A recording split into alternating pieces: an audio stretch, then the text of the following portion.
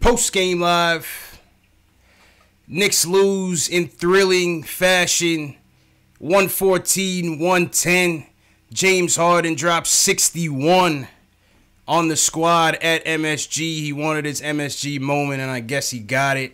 But, hey, man, listen, the Knicks fought until the end. What more could you ask for? Crazy ending to the game. We've seen Fizdale get tossed out. Shacked in a full moment by the Rockets. It looked like P.J. Tucker bet on the Knicks tonight. But, yeah, it was a crazy game, man. Welcome to the show. Salute to everybody. CP from KnicksFanTV. My man Jay Ellis from the Nick of Time show. We got Schwinny in the house, posting and toasting zone. Schwinny, how you feeling tonight, man? What was your takeaways from tonight's game, bro? Oh, this is just all positive. Oof, it was rough, man. It was rough. No, there are a lot of positives to take away from that. A lot of, not even a lot of negatives. Just some puzzling choices, which I'm sure we'll get to. So you wanted to talk about I mean, where do you want to start with this, man? Go ahead, man. Let's start with positives, though. Let's start with the positives. All right. So what were your positive takeaways? Let's get those out the way. Yeah. Trier, right? Like that, you had to start there. Yeah. He was great. He was fantastic. He had 31. He had 31, 10, 3 assists. But like the 31 points, it was like he was on 18 shots, and he just, I don't know. He was like I don't know. I just thought he played it under control. I thought I don't know. I like.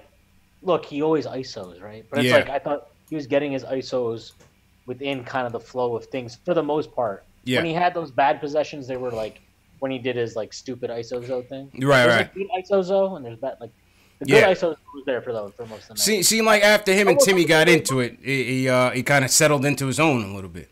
After Timmy called him out for being a ball hog, go figure. Yeah, but you know what? On that play, like that was not an easy pass to make, and like. I think what happened is Hardaway needed to slow down because if you watched it, they showed the replay afterwards. I even said it like when I watched it at first, I didn't think he made the wrong play because I thought it was a really hard pass to make because Hardaway was so far up the floor that basically the defender was already between him and Trier. So Trier would have to throw like a perfect lob running full speed. And like he's a lot of things, but he's not Jason Kidd. Like he's not making that pass. It's tough pass. He's not making that pass. So I was fine with that, and I was also fine with like Tim being mad because they came out of the timeout and it was like, it was over. It wasn't whatever. Like we've all been there, man. I assume we've all played ball enough to know that like sometimes you just get mad about stuff. Like 2 seconds later you're like, all right, whatever, bro. Let's keep playing now. So I think it was fine. That just happens when you play ball. But yeah, no, Trier was awesome tonight. He was really, really awesome tonight. Like genuinely awesome tonight. Give credit where credit is due. ISO definitely had a nice bounce back game. Jay Ellis, we saw the impact of Frank once again. As soon as Moutier went out the game, starting in that second, that late first, early second quarter, Frank came in, was able to do some good things on both ends of the floor. Once Money Mitch came in, the two of them on the defensive end really got after it and kind of kept us in the game, man. He takes him out in the fourth quarter. Late in the fourth, about 4 minutes ago, he goes back to the Moutier effect. What did you think about the coaching moves down the stretch, man? Oh, man. Curious to say the least. Like, I commend Fizz, and I also kind of scratch my head a little bit because it seems like that group, the Fizz kids, I call them. Thanks, Matt B. Thanks. I'm back. I am back. Yeah, you've been going for a minute, bro. You've been going for a minute, man. Yeah, it don't seem like it was that long, but I guess it was that long. Yeah, you missed 2 shows, Jay Ellis. You've been missing a lot of time on the post-game show, man. You got T-shirt graphics now? Damn, you got new. Oh, yeah. The merch is open. Shout out everybody in the chat first and foremost. The merch is open. But, yeah, man, to your takeaways to the end of the game, what do you think about it? Oh, man, okay. So, basically, what was I saying again? I was talking about you love David Fizdale and you wanna marry him. Oh yeah. I do actually love David Fizdale, but I'm taken, so yeah. Nah, but what I was basically saying was that Frank had it going as the point guard. Fizdale takes him out, goes back to Moutier down the stretch. What did you think about those moves down there? Oh, I guess really what it was defensively, it seemed like the Fizz kids second unit really gave the Knicks the punch they needed to get back in this game. They clawed back, got them down to 2. Fizdale rolled them out, and then took out Frank and entered Tim Hardaway Jr. and Moutier. And I understand why he puts Moutier in sometimes because he's the closer and he's been closing, but he hasn't really closed in a long time. So it's like, okay. But then it's not a coincidence that once they came out, all of a sudden, like Harden seems to get what he wants after a while. So it's like, I wish he found time to get Frank back in at the end, because Frank had a pretty good floor game overall. I feel like his shot. I feel like he was scared to shoot this game though. I don't know if it was me. I felt like he was scared to shoot this game, but overall, we needed some ball movement, and he was able to provide us with that. So. Yeah. He couldn't hit anything tonight. Let's be honest. He couldn't hit anything.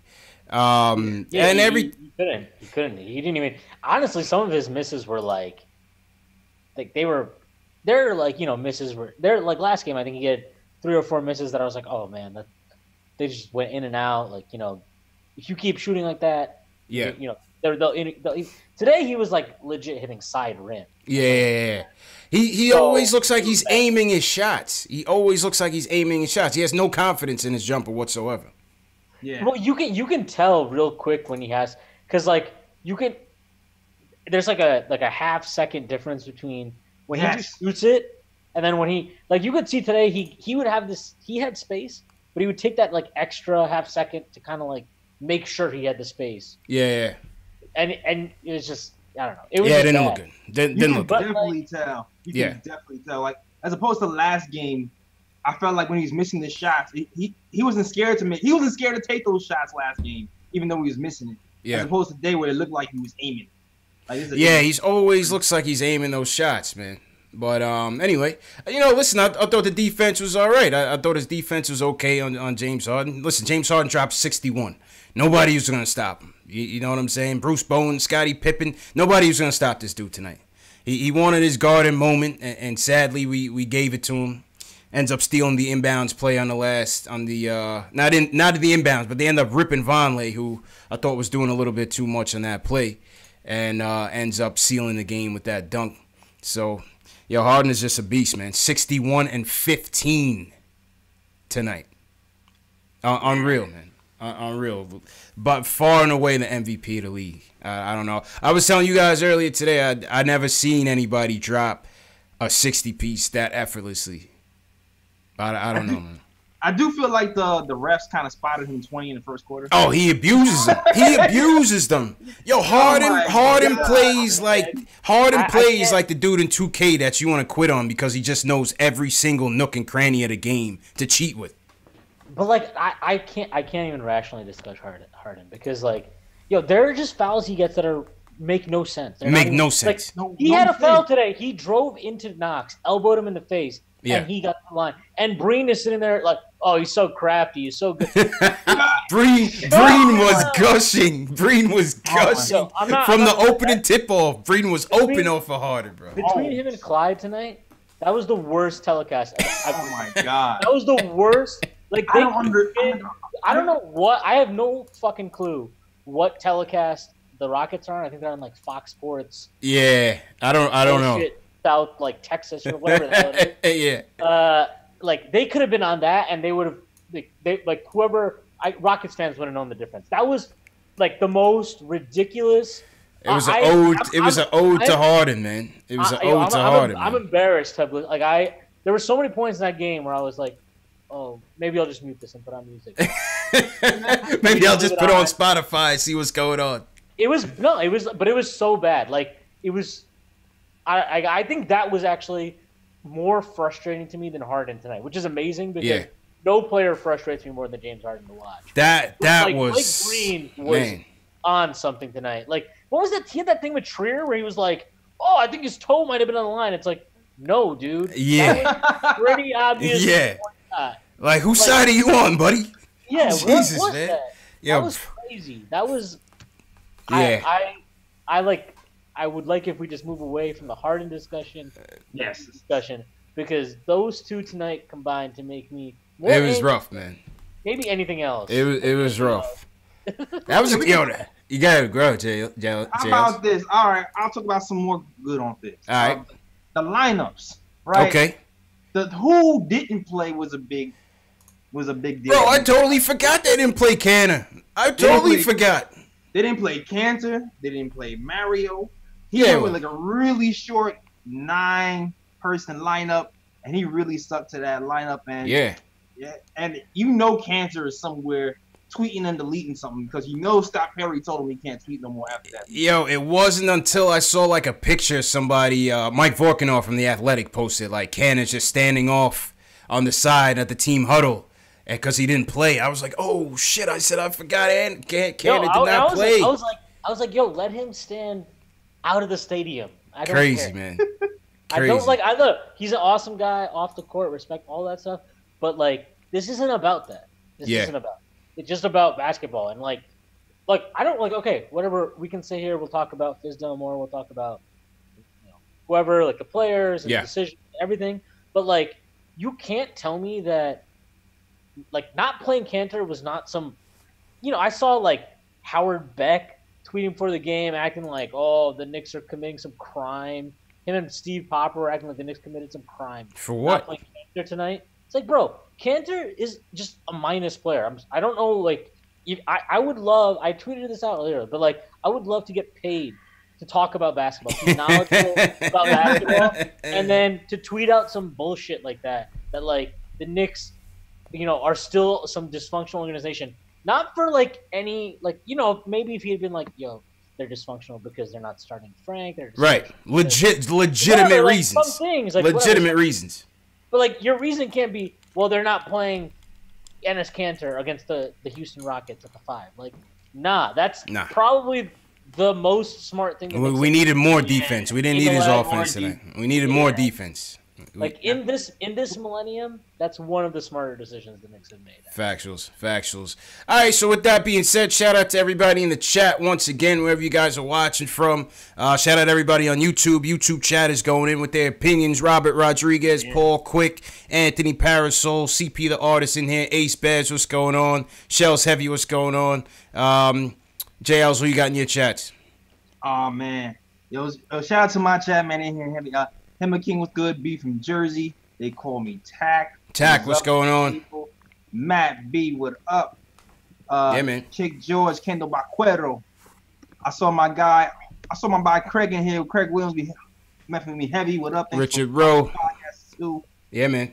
Lee Phillips. Anyway, anybody new in the chat, hit us with a hashtag new so we can shout you guys out. Make sure you hit that thumbs up button for your boys on the stream. And subscribe to the channel, man. KnicksFanTV. Nick of Time Show. You can check out Schwinny on Twitter. You can check him out on Posting and Toasting. You know what I'm saying? We got the full lineup in here. So let's go to the phones. Julian wants to get in. He wants to talk about Trey and Fizz. Julian, how you feeling, bro? I'm feeling a little heartbroken. The cardiac Knicks. Cardiac Knicks, man. You know how it goes, man. Tonight. But before I get into anything rational, can we just talk about Keith Smart and what on earth was he doing giving Noah Vonleh the ball? he wasn't ready. He wasn't ready for the spotlight, man. Keith Smart wasn't prepared. Seriously, your young rookie is going for a 30 bomb already, and he has the chance to close out the game and gain a meaningful experience, whether he makes the game-winning shot or not. So I don't understand why he's not the first person you give the ball to. You can set multiple actions to get him the ball. So there's no reason why Alonzo Trier shouldn't on the last possession. Go ahead. On that play though, I think they were actually trying to get Trier the ball. Yeah, I think so too. And they were just switching everything to make sure. I get that. But I'll tell you what my bigger problem with that play. My bigger problem with that play is why is Moutier inbounding the ball? The guy has 7 turnovers. So you have your most turnover-prone player. The guy who's been throwing whack passes and just dribbling off his foot and dribbling into he really shouldn't have been in the game, period. The ball into James Harden. Then the pass that Moutier threw, okay, fine, you have to give it to Vonleh, whatever, that's fine. There's 10 seconds left, I think, in the game. Maybe a little bit under 10, maybe 9, 8. I don't remember what it was. It was around 10 seconds, though. all right, you got to inbound the ball, right? You got to get it in before 5 seconds. I get that.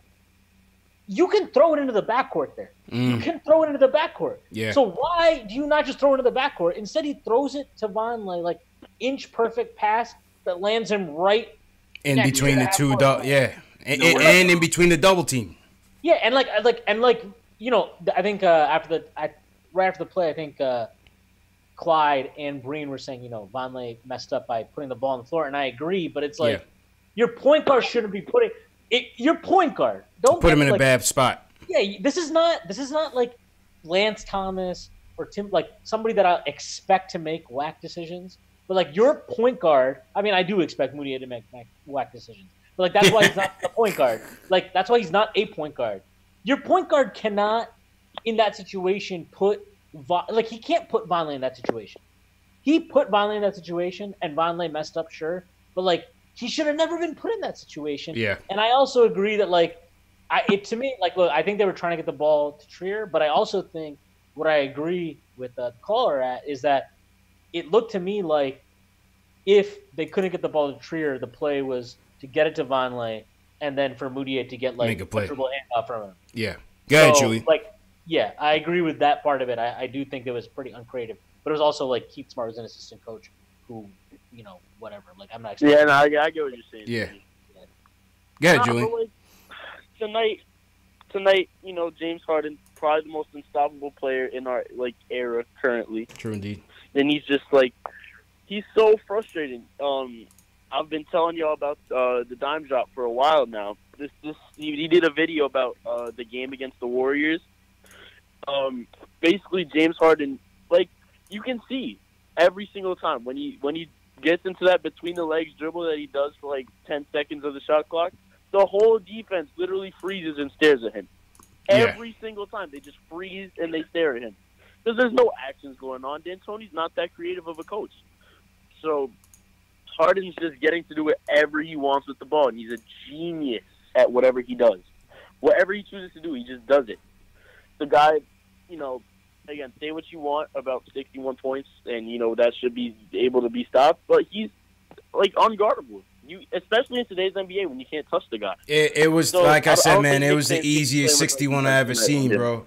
I've seen Jordan many times. I saw Kobe's. I saw LeBron. I saw even Steph's. You know, Steph's was easy, but this is just I couldn't believe he had 38 at the half.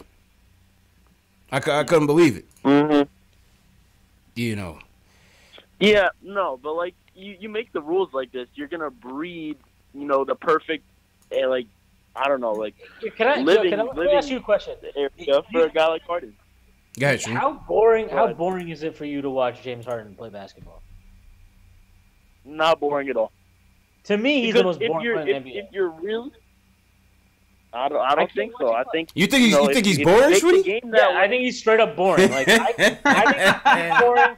I think they are boring. I think watching a team is he great? Is he great? Yeah, he's great. Don't take me saying he's boring, as me denying him being good at basketball. He's obviously great at basketball, no doubt about that. But to watch to watch a league be in this situation where we can legit just a team's entire offense can be give the guy the ball at the top of the key. I mean, how many times every time he's in the game, the possession is just him at the top of the key, and everyone watching. It's I can't watch that shit, man. I watched that Rockets Nets game last week, and I wanted to kill myself. It was just they shot 73s. The Nets shot I don't know how many. It was just at least the Nets play basketball. They pass it around, and whatever. Everyone's a little bit. I cannot watch this Rockets team. I can't. To me, that is just straight up trash basketball. Trash ball. I don't care. No. How many threes they shoot tonight? They shot total threes at 44, 38. Yeah, the Knicks actually did a pretty good job of playing up on them. I thought, just not making them drive and stuff. But yeah, I mean, I felt like they could have made him drive a little bit more, but I agree. You know, inexperience, man, inexperience. All right, Julian, appreciate the call, bro. Thank you for the call. Yeah, I got you. All right, man. All right.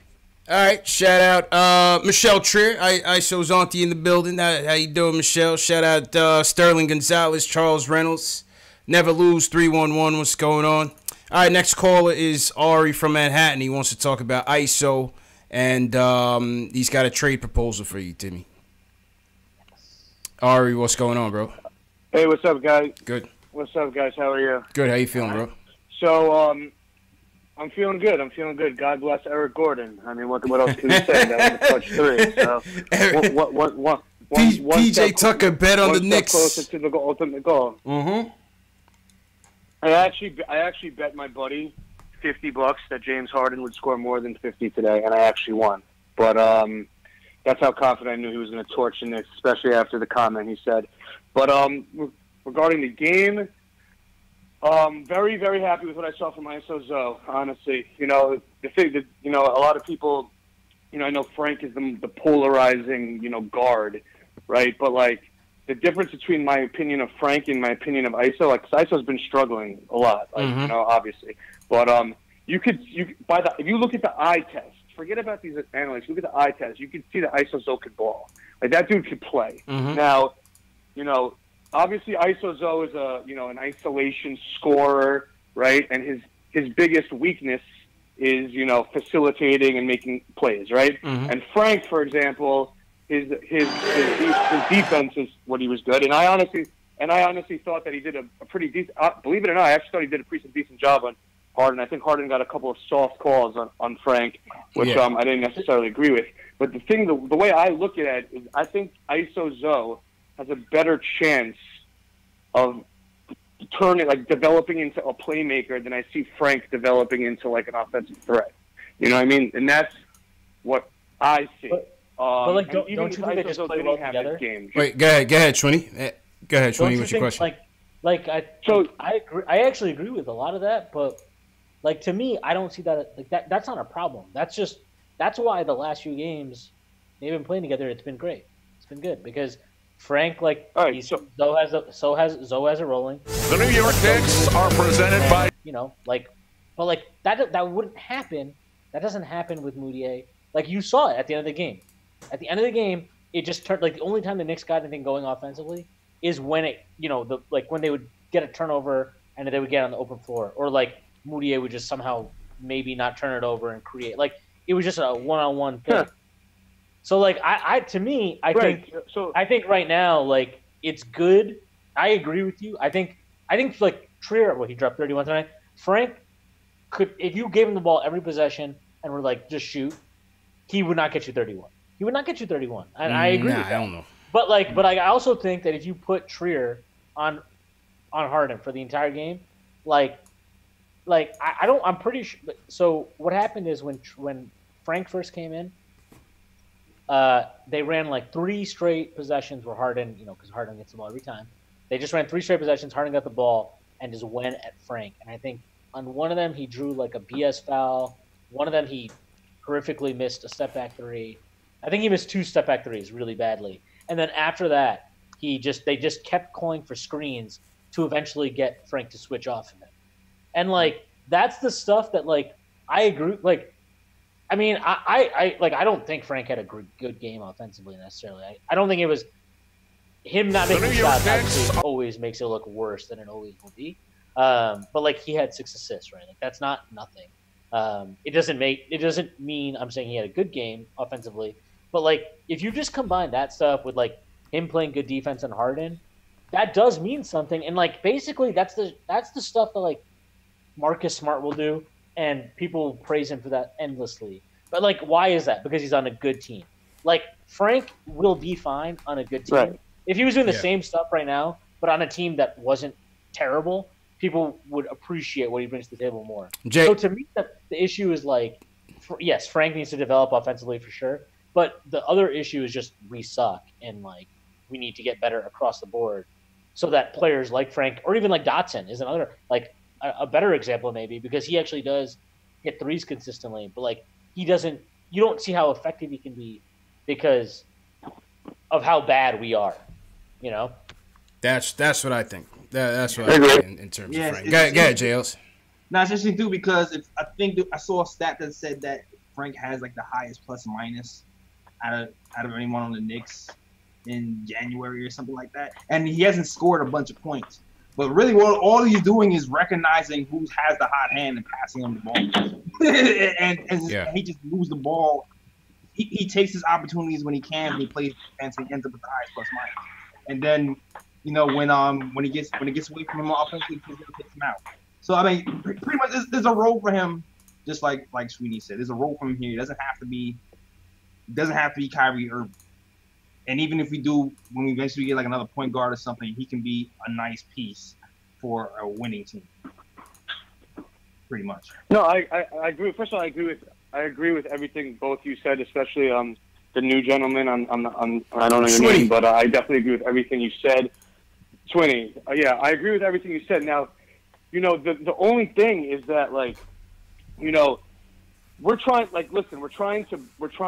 win. Like, I believe, like, we need to put. So this is the thing. I've actually been thinking about this. Every single team in NBA history, of the NBA, has had a floor general who knew how to run the offense, whether it's a point guard or LeBron James, Larry Bird, whoever it is, Jason Kidd on the Mavs. They always had a floor general who knew how to just, like, calm things down, who was experienced, who knew how to run an offense and do that. And I don't think we have any guy on our team that, you know, could do that, because the ultimate goal is to win a championship, you know, and that's the thing. Like, I'm not interested in going to the first round and losing, right? So, like, you know, the biggest thing that I think people forget, you know, is that you look at the teams that have won championships, all right? Kobe, Tim Duncan, you know, LeBron, you know, Michael Jordan. Yeah, they're all amazing players, but what people don't understand is how much basketball IQ is a reason why they're such amazing players. Like, you know, you could have Russell Westbrook or, you know, I don't know, and some other, like Derrick Rose in his prime, people that are super talented, super skilled. That doesn't mean they're championship, you know, type players. And I don't think Iso Zoe is that guy, and I don't think Frank is that guy. I don't think we have anybody on our team, and that's why. But they're good. I think they could be. I think they could be good role players. You know, I don't see them all being superstars. But I think we're getting a nice foundation. That's a nice core, man. That's a nice core that we building with. With KP on the way back, Frank, Iso. Go ahead. So we're basically not gonna trade Tim Hardaway Jr. or Courtney Lee because we don't want to give up role players. No, we're not going to trade them because we're not going to put assets on those deals. You can't take that chance. No, but here's the thing. You know, hold up. Why not? Okay, but you're like, we shouldn't do that unless we know. Unless we know. Okay, if we clear the space, we're going to get Kevin Durant. Then do it. Okay, fine. Then I'm okay. Fine. I need promises, Ari. I need promises, man. So, like, to me, that's it. Like, so, like, you can't take. I don't think the Knicks are that. I don't think the Knicks are that stupid where they would be like, if they knew right now we are 100% getting Kevin Durant.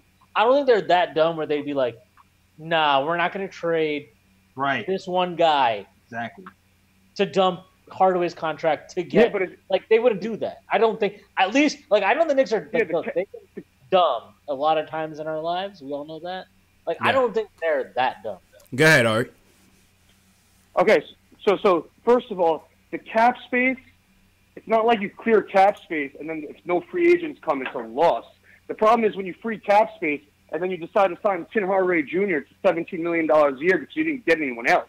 You know what I'm saying? It's about spending carefully, right? And I agreed with what Jay Ellis said two episodes ago, basically, when he said you need to try to clear two because it's not a guarantee that one person will come. You got to clear two. And listen, let's say we do clear one. Let's say we clear two. Either way, if we clear the cap space, and let's say we don't get anyone, okay, big deal. We don't get anyone. So we'll wait till next year. Or Anthony Davis is going to get traded the year after. JL's jumping. Whatever happens, as long as you don't spend it.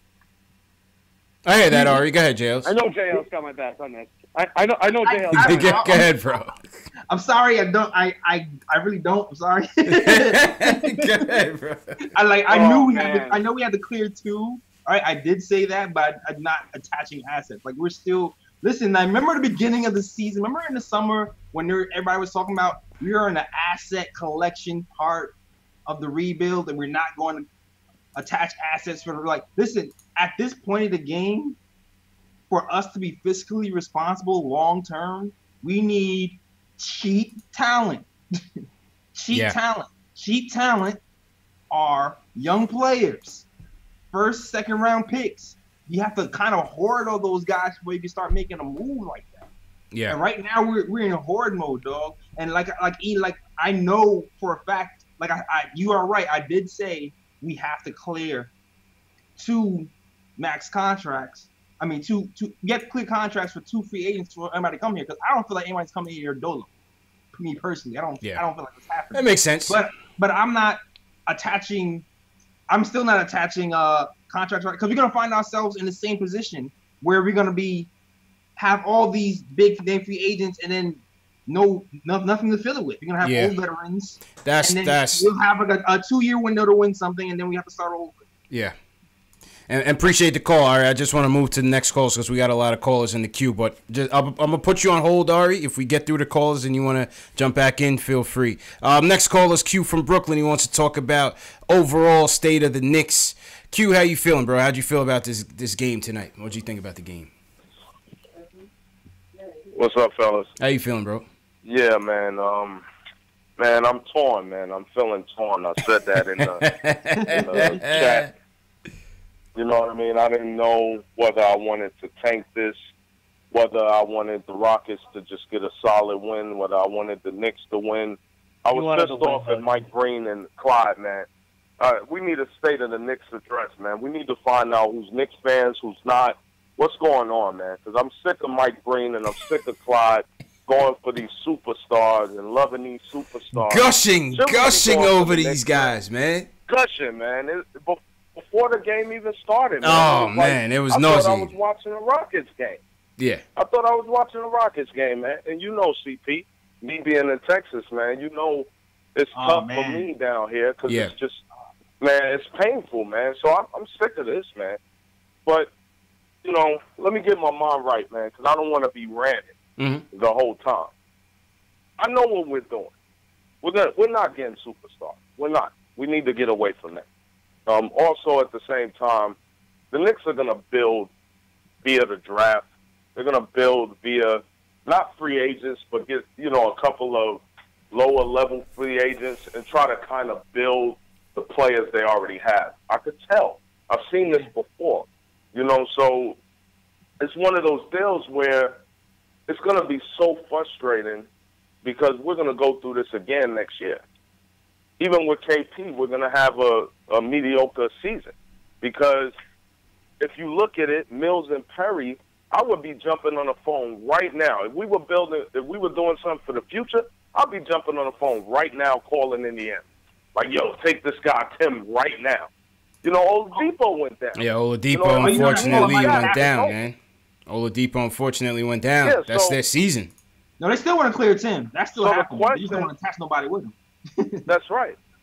But that's the deal. The question is, are we going to try to get free agents? Are we going to do something like that? If they don't trade Tim where Indiana open up like that, then I think we're just going to be building through the draft. And we're just going to rely on developing Trier, developing Knox. I'm sick of seeing Knox not touch the ball in the last quarters. I'm sick of that, man. I love Trier. You know, much respect to Trier. I love this game. You know, how he does his thing. But I've been through Melo. I've been through all these ISO players, James Harden. Srini was right. Srini was right. I coach basketball, man. And I don't want to see one guy dribbling the ball all damn day. That's horrible basketball. Houston is boring to watch. I big up him on that. This guy knows what he's talking about. Oh, yeah, that's my guy Q, man. That's my guy Q. Yeah. Now, you know what? It's just not sustainable. We saw it last year, man. It's just not sustainable. And he's going to burn out. He's going to burn out. It's going to be interesting to see what happens when CP3 comes back. But that team is just not built to do anything, man. They're just not built to do anything. Fellas, I need y'all to set the Knicks Nation straight, man. Something, man, because it's painful to look at the chat. It's painful to look at Clyde and all of them. What are we, Knicks fans? Dudes is going right through Varley. I'm like, yo, isn't Varley strong? He's like a pup out there, man. You know, it's painful, man. You know, CP, I get emotional about it. Q, I know your pain, man. At the same time, man, the pain, it just keeps coming, man. But at the same time, I'm glad we're... It's a pain that comes because what you're saying, right, what you just said, like, oh, there's somebody that goes through Von Lane, right? But like, what? It's easy to go through a guy if you get a head of steam, right? Like, there's no defense at the point of attack unless Frank is in or unless Dotson is in. Tim ain't stopping anybody at the point of attack. Moutier isn't stopping anybody at the point of attack. Yep. Trier is like, actually, he's not a terrible defender. He's not stopping anybody at the point of attack, right? He's like a good. If he's your worst perimeter, if he's your worst perimeter defender, then you're fine, right? Like, then you're fine. But he, like, when he's in a lineup with Tim and Moutier, he's your best perimeter defender. That's not fine. That's a problem. That's a problem. And like, horrible, until. I'm telling you this. I have been tweeting about this. I've been talking about this nonstop. Since Jeff Van Gundy, all we have fucking had are coaches that have. Oh, hey, family show, Sweeney, family show. My bad. It's all good, man. You haven't been here in a while, man. You haven't been here in a while. I'll let that one slide. All we've had are coaches. All we've had are coaches that talk about. They talk about defense. They talk about the 90s Knicks. They talk about John Starks. Yes. You can talk about that all you want. Yep. But show me. Yes. Show me you care. Yes. And like Biz came in and was talking all that good stuff too. And he was starting Frank, and he's like, "Oh, I gotta have Frank out there because Frank can defend all these positions. That means so much to me. It's so versatile." Yeah. And what did he do today? He didn't find a way to keep Frank on the floor. He was like, "Oh," they asked him about it. I tweeted at all the beat guys. I tweeted all the beat guys in the game when they got Frank, and I was like, please ask Fizdale after the game why he took out Frank. Mm-hmm. And so one of them asked him. And Chris Eisman just tweeted back at me. And he said Fizdale was asked about it, said he thought they needed more scoring. So he went with Moutier. But he didn't just go with Moutier. He brought Moutier and Tim in and took out Knox and Frank. And right? Frank, yep. And it's like to me, you don't need both of those guys in. If you need one, I get it. I do get that. That's fine. But like Frank cannot come out there because he is your best perimeter defender against a team whose entire attack is perimeter oriented. Like their entire game is. Who was their inside? Fareed. Facts. Fareed, Nene, who's like 98 years old. Like what are we talking? Like there's no inside game there to worry about. So it's just perimeter guys. You can't take Frank out there. And for him to say that he thought they needed more scoring. So he went with a guy who couldn't dribble the entire night and was dribbling into triple teams. And Fizz comes off. People knock me for knocking Fizz, but I just feel like sometimes he just speaks like a politician. Sometimes, man. He is. That's the thing I'm leery of. And you can try and tell me that it's about tanking and all that stuff, but like if he was tanking, he would not have put Mitch back in the game tonight, and he put Mitch back in the game tonight, so he wasn't tanking. So don't tell me he's tanking. Like not tonight. Maybe every other night. He was trying to get it tonight. There's no way he was tanking because he was in the game tonight. The entire game. I wonder what they said. I wonder what he said to that female ref to get him tossed. I wonder what happened there. He seemed pretty shocked to get tossed. So yeah, that might have just been like a bad. That might have been a ref in their feelings. Facts. And appreciate the call, Q. Shout out everybody in the chat. Once again, hit that thumbs up button for your boys. This is Wednesday night Knicks. If you're just now joining us, Knicks lose a crazy game at the Garden, 114-110, where we saw James Harden, the league MVP, who will be the MVP, drop 61 points and 15 rebounds. Unbelievable game. But, great game from ISO Zoe. Great game from the Knicks. Janati Killaminute, thanks for the subscribe. Subscribe to the channel if you haven't already. Jay Ellis, some news from the Canner standpoint. Oh, yeah? Looks like this guy's a goner, man. He was asked in the locker room what happened tonight. He basically said, hey, if they're going to play me. What they're doing to me is messed up. And he said, if you're not going to play me, get me out of here. Your thoughts? Your thoughts? Who didn't see this coming? Raise their hand. Yeah, it's over, man. It's over. The writing is on the wall. We all knew it. The last time he hardly played, he came in after Luke Cornett twisted his ankle, and he was already kind of saying that he's gonna talk to his agent about getting out of there. It's over. I just wish that it wasn't so public to drive his price down. You know what I'm saying? Because Yeah. you know how that goes. But once you start making public comments, people start trying to lowball you for offers. Yeah. And until he gets bought out. Yeah, and that's what's gonna happen. It's gonna be a buyout. Yeah, and I hope it. I hope he can still get something, a second round or something for him, so he can flip it into something else. But I'm not surprised, man. It's time for him. Shawnee, what's your take on the whole thing, the whole saga? Enes Kanter, good guy, terrible basketball player, needs to go. Shouldn't have played tonight. Doesn't deserve to play. Has no reason to gripe because he's. You got $18 million for this. Yeah, he's garbage. I don't know what to tell you. I'm sorry that you're not meaningfully better than Noah Vonleh, Luke Cornett, or Mitchell Robinson. You got $18 million for this, man. I am actually sorry that you're in the 8th year of your career and you're not better than a rookie, a reclamation project, and a long shot undrafted free agent. Outplaying him. I'm sorry. Outplaying him. Yeah. The problem really is right now, today's NBA, especially with a team like the Rockets, you have to kind of be mobile enough to kind of switch on damn near everything. So, you know what? Yo, but it's not just the defense. Like, he takes away from the offense too because he just rolls into the post. There's nowhere to drive. Like, he does his own thing. Like, that's can't pass out the double team. Can't defend. Yeah. I like the guy. He's obviously not a personal thing at all. Not a personal thing. Like on a human level, obviously, I think we feel for him. But this isn't about that. Like this is about just the Knicks and basketball, and like that's it. Facts.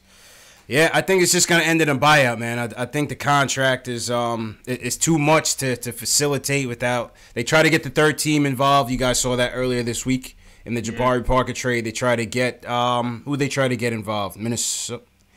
I forgot. There was a third team they tried to get involved. Dallas. They tried to get Dallas involved in it, and they said that flopped. Kanter, right? Yeah, and that flopped. So I think it's just going to end in a buyout, unfortunately, and with no assets to show for it. But it is what it is. I was saying they should have waived him last summer. I was saying that last summer they should just waive him. Like, who wants to trade for him? Yeah. Who wants his skill set at his salary? Nobody. It's true, man. This is what it is. Next call on deck, Kevin from North Carolina. We got a lot of people on the deck. We got Kevin, we got Paul, we got Just from Brooklyn, Max from the Bronx. We're going to get to everybody. Rock from Atlanta. All right, Kevin, you up first. Kevin wants to talk about the draft. Kevin, how you feeling, bro? What's up, man? I'm feeling good, man. How y'all doing today? Good, man. What's your takes on the draft? Good. My take on the draft is that, I've been looking at, Bleacher Report and different, sports sites and things like that. Everyone's talking about, we're making money. We're trying to clear cap space for, the summer. But I'm be honest, y'all. I really think I think KD, Kyrie, Jimmy Butler, etc. Any big name free agent, I think it's a long shot, man. And I think so. I'm not counting on free agency, to be honest with you. I'm not counting on it. Right. And I'm not counting on it. And that's what I'm like when people are like, maybe we should attach an asset to clear cap space. I'm like, heck no. I'm looking at the Warriors and the Nuggets. And I think those teams that built through before KD got there, they built through the draft with a 7th pick, like a 14th pick. Yeah. They don't all have to be top 5 picks. You just have to draft the right people. And I think really just. But I also think luck has a lot to do with it, man. I think luck has a ton to do with it. Look at these teams that's always in the lottery. Look at the Minnesotas, Philly, the Phoenix Suns, Milwaukee Bucks. If you're always in the lottery, then you're doing something wrong. Right. Yep. If you're it's not. That's true. There is some luck, but if you're always in the lottery, something is not. You just don't have the right mix. Yeah. Something's up. Right. And that's what I feel about it. Because I'm looking at the draft, man. I'm trying to become the president of the John Morant. Who's your guy? Club, you're John Morant. Okay. That's my guy right there, man. This dude had 40 and 11 on Sunday, man. Yeah, you sure did. I'm not worried about the competition. I think about Damian Lillard. Damian Lillard playing against this conference, man. If you could play, you could play. That's what I think. If you could bowl, you could bowl. I don't worry. And Murray State is not. I mean, they're not Division III. So I'm happy you brought up. Yeah, not Division III. I'm happy you brought up free agency though, because I think Knicks fans are thinking about this all the wrong way. Like, to me, I think you can make this team better without signing a max guy, and that's fine. Like, you don't need to sign a max guy. And, like, there are enough free agents, right? Like, what do we need? Like, realistically, we're talking about a few pieces here to change the trajectory of the team, right? So, like, you need 100%, I think, no matter what, like, yeah, maybe Frank gets there in a year or two. Maybe he doesn't. Maybe True gets in a year or two. Maybe he doesn't. What we, like, next year, I think the goal of the team changes from, like, we're building to the future to, okay, KP's back. We're paying him probably a max contract. Like, we're trying to get to the playoffs, right? So what do we're going to need a primary ball handler, okay? And then you're probably going to need a little bit more depth either on the wing or the front court, right? Like, you need guys that can shoot. Really, yeah. In addition to that. Yeah. So, like, I think you can find that stuff in free agency. Even, like, if you strike out on KD and Kawhi and all these stars, like, that doesn't mean that you can't improve your team. At least I hope the Knicks don't look at it that way, because to me, the way the NBA works is it's just an asset game, right? So, like, if you can sign a guy who on a contract you think he'll outproduce that contract, then you should sign him to that contract. Yeah. Obviously that doesn't mean that, like, sometimes you might think a guy is going to outproduce his contract and he doesn't, and it sucks. My point is more that, like, you can't get stuck in this position of, well, we're not going to do anything unless we sign a superstar. JLs, you had a point on it, good. Yeah. Right. Now, I'm just saying, I agree with you, and I think that's what they're doing. Yeah. I think it's exactly what they're doing. They talked about how they're going to stick to their guns early in the summer, and that's what they're doing. I don't think there's no big free agent coming. I really don't think there is. I don't think so. And I kind of felt like in the summer everybody was okay with that, and now that we're losing, and it's February or January, we're looking next year we're still losing, everybody's freaking out. Like, no, Durant or die, attach everything, attach my firstborn, attach my mother. Right. Like, do what you gotta do. It's like, chill, bro, like, chill. We had this conversation already about the long. we talked about this already, yeah. Remember, we talked about the long rebuild, gathering your assets. It's only been a few months. Chill, dog. Like, let's get it right. We'll end up signing some. Probably all these guys are probably gonna walk. Probably gonna end up signing somebody like Rubio or something, or somebody can run offense, and you're gonna keep it moving for another year or two. And if we end up clearing Tim Hardaway Jr. or Courtney Lee, we'll be able to re-sign some of these guys here for a short-term project and do it all over again. Yeah. I mean, I think my thing is, and Kevin, I'm going to let you get to your point, but I think my take is, listen, we've been banking on free agency for so long. These are pipe dreams. To me, I think KD ultimately takes that bag that he's been wanting. He mentioned that he never got that huge salary before. I think Golden State is going to show Draymond the door. They're going to move into that new stadium with KD and Steph and Klay as their big three, face of the franchise for the future. And where does that leave us? That leaves us still with a good core that we building with, man. KP, Frank, Dotson, Kevin Knox, Mitch, ISO. That's a nice little core that we building. So we just got to keep building on top of that, man. And whatever we get in this lottery, hopefully we need a point guard, man. Get me a point guard that can put this whole thing together. That's what I'm saying. That's what we really need. And we have a development coaching staff for a reason. Facts. Go ahead, Kev. One last point, Kev, because we got a lot of people in the queue. Yeah. So this is I'm putting this scenario together because, like, the draft lottery's changed this year. And by some small chance we fall out of the top three, and it's like we have the fifth pick. Would you be willing to attach our number 5 pick with Frank to move up to, like, top 2? Because I do that in a heartbeat. I'm not sold on Frank, man. I'm sorry. What y'all think about that? Probably go. Who are you going to draft at 2? I'd assume Zion would be off the board at 1, so I think John Moran would be there, and I'd package Frank with him in a heartbeat. What y'all think about that? I mean, I wouldn't do it because I don't believe in Morant to that level. But if you believe in Morant like that, then, like, yeah, that's a fine trade. I don't know, like, I can't. That's all I can say. Right? I don't believe in Morant that much. I don't think, like, if that was Luka Doncic, then I'd be like, yeah, let's just do that. Shit, we should have done that last year. Yeah, like that would have been. We should have done that last year.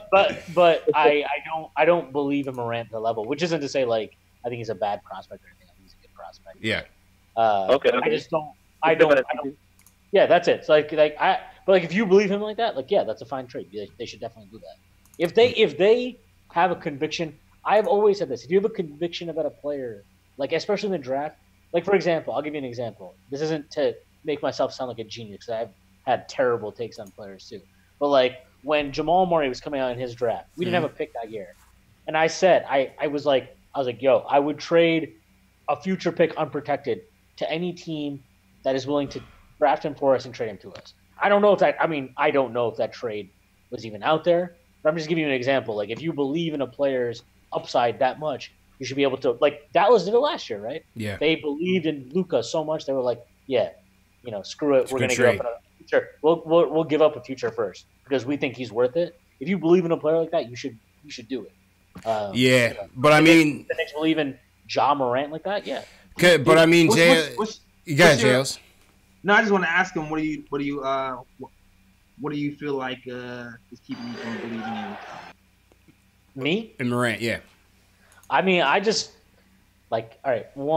First of all, I haven't studied him deeply, so this is just my surface level observation. I don't think his defense is good at all. I don't think that he's also playing against very I think there's 333 teams in D1. I think they have the 329th worst. Their difficulty of schedule is 329. Oh shit! They're basically playing a bunch of nobodies. He's putting up numbers, but I would expect him to put up numbers in that situation. I don't think his jump shot form is very good. I'm not sold on his percentages translating in that context anyway, in terms of pull-up jump shooting, which is a pretty critical skill, obviously, for a primary ball handler.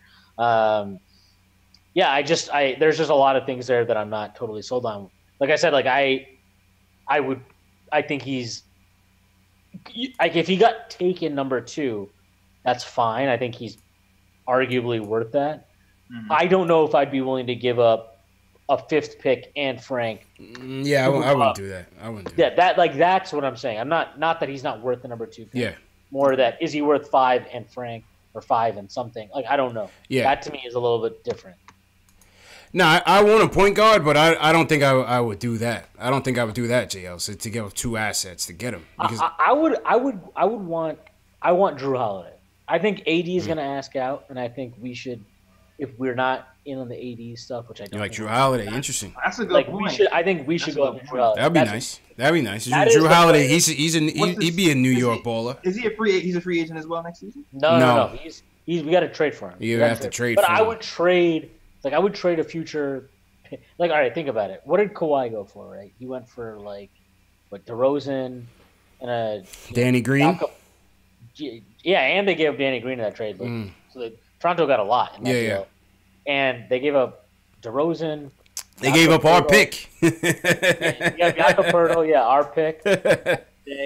And a top 20 protected first. Yeah. Right? So I think if they trade Anthony Davis, at that point they're basically in full on. They have to rebuild mode, right? They're in full on rebuild mode, and they don't get fans with Davis. They're not going to get anybody without him. They don't make money. They're going to be all about slashing costs. So you have to find would they do Courtney Lee, Dotson, and a lottery protected first for Drew Holiday? I don't think that's that out of the question. I don't think that's that. I don't even think that's a terrible trade offer. Interesting. I think a pretty solid trade offer. Okay. What do you guys think in the chat about Drew Holiday, man? What do you guys think of the prospects of Drew Holiday, man? Leave it in the chat and let us know. Next call. Appreciate the call, Kevin. Next call. Paul from L.A. wants to talk about the game and the rookies. Paul, how you feeling, bro? I'm good, fellas. What's going on, man? Good, man. Is this Paul Quick in the chat? Loud and clear. Yes, brother. Paul Quick again. Shout out, Paul. What's going on, man?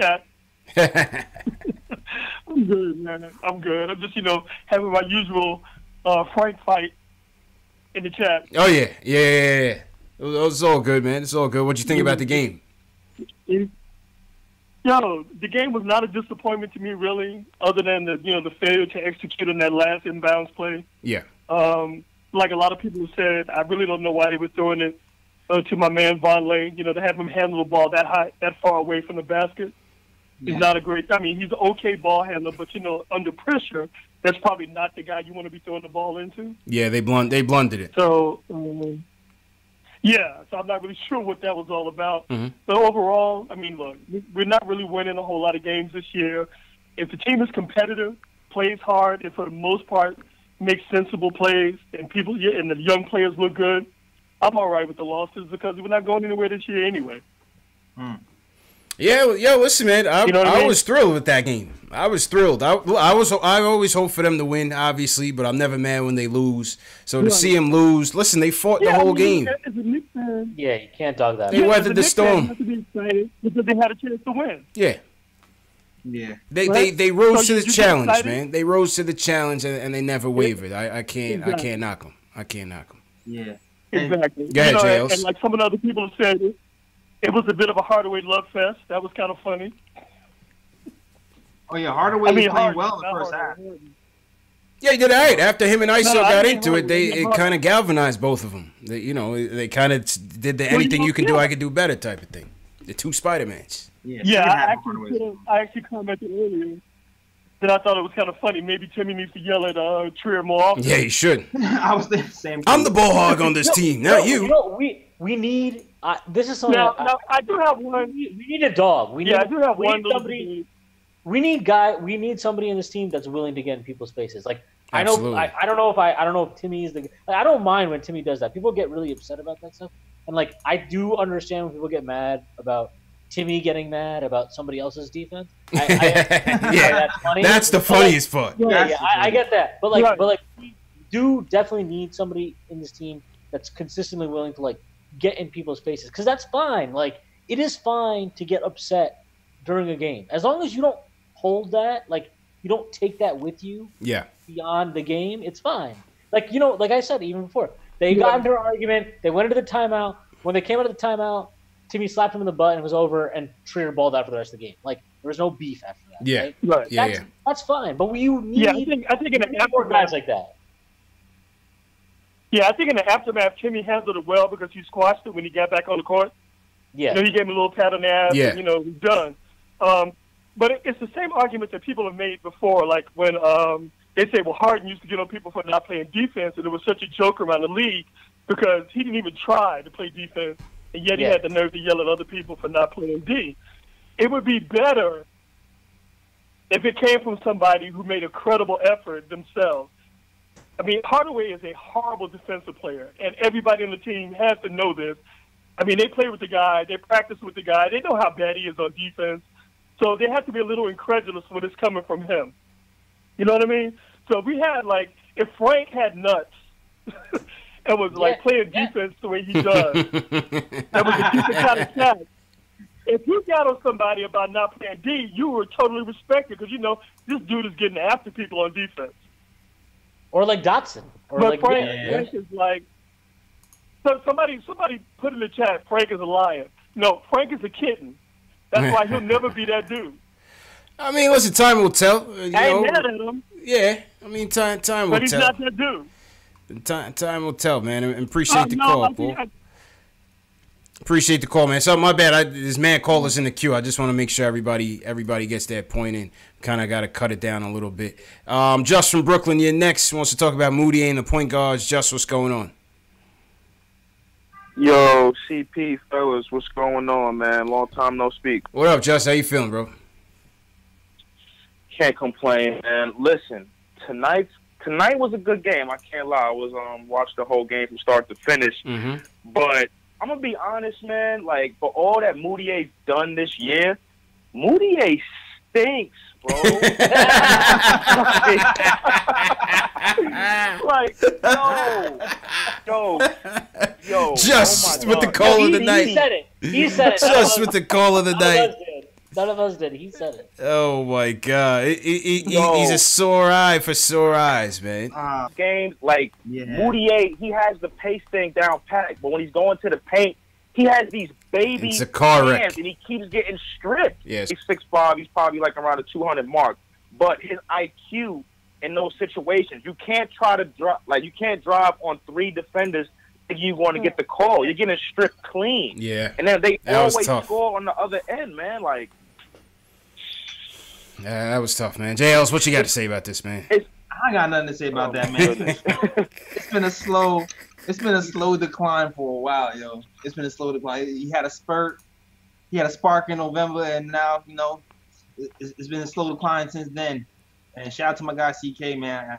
Shoot some guys some bail, man. Help this guy, help some stats, help me make this look good. I don't know what's happening with I don't know what's happening with Moody, man. It's going downhill real listen, slow. man. I'm waiting for Frank I'm to gonna get be 100. Yeah, Josh. Like, I'm gonna be 100% honest. Yeah, I'm gonna be 100% honest. I feel next year, fellas, that we have a good backup unit as far as the guards is concerned. I like Trier and I like Frank. It's a good balanced defense, offense, but we got to do something. We got to get some new starters, man. Oh, that's apparent. And too. I mean, I don't think the starting point guard's on this team. Starters, man. The starting point guard's not on this team. I still think Moutier will be gone. I think Frank will fill a good role in the supporting cast. I think Iso will fill that instant offense role off the bench for Burke. I think Burke will be gone, and I think we either get the point guard through free agency or through the draft, or just keep building. They just keep building. I would like to go ahead, Josh. I was gonna say Drew Holiday is I think 26 million. It's a nice 26. He's like 75 million for the next 3 years. Okay. Yeah, man. If we could get a combination. Listen, if we can get a combination like a Ja Morant who's a rookie with upside, and we could bring in a Drew Holiday, that could be a new starting backcourt right there. Yeah. Either way, I'd like to get a nice solid vet in here next year. Not a Jared Jack type, a nice facilitating mentor for these young guys, man. I would love to see that. What do you guys think about Conley? What do you guys think about? Nah, I don't want that. I don't want that. He's too old. It's too. Nah. I don't want Conley. I don't want. He did the price point for Drew. For Drew, I think that's perfect. Yo, that guy outplayed Dame in a playoff series. He did. He's son Dame. Yeah, you got to think about how productive he still is. He did. Yeah, I know for sure, but Yeah. I'm also I'm gonna riot. But you just throwing it out there. I get it. Yeah. It's just that's a trade I would do. I guess that's a better way. I feel like if we do get Drew Holiday, it wouldn't be next season because I don't feel like we're even thinking about trading any first right now. Yeah. I feel like we do get Drew Holiday, it's gonna be later on. It's gonna be 2 seasons from now. I just don't know how long they can wait to if you give Porzingis the max, I don't know how long you can wait. Like you can't keep. You got to get a guard in here. Gotta get one. We need one. Yeah, you. Give me Dame Dallas, man. What's it gonna take to get Dame over here, man? I've been a Dame fan for a long time. I love Dame. Oh, but if you pay a big like Porzingis the max, at some point you got to get him. Gotta get him help, man. You got to get him his Robin. You got to get him his partner in crime. Like maybe Frank will eventually become that guy, but I like Frank. I don't want to trade Frank. It's next man up. I can't sit here and wait for Frank. He's not going to be that guy next year. He's not going to be the guy. And listen, I still think Frank is going to help this team, but we can't sit here and wait. It's a next I'm man. not saying that either. It's a next man up league, man. If we end up getting this point guard in the draft, pick him up. Do not wait. Do not wait, man. I agree with you. I don't think it's happening either. Yeah. I just feel like it's going to be a cheaper point guard coming in next season. Factuals. All right, next man up. Speaking of Frank, this is a perfect segue to the president of the Frank Ntilikina fan club. He goes by the name of Max from the Bronx. And I think he's got some Emmanuel Mudiay hate in his blood. Mm-hmm. Max, what's going on, man? How you feeling? What's going on? JL, CP, Yo. Sweeney, what's good? Chill, man. How you feeling, Listen, bro? man.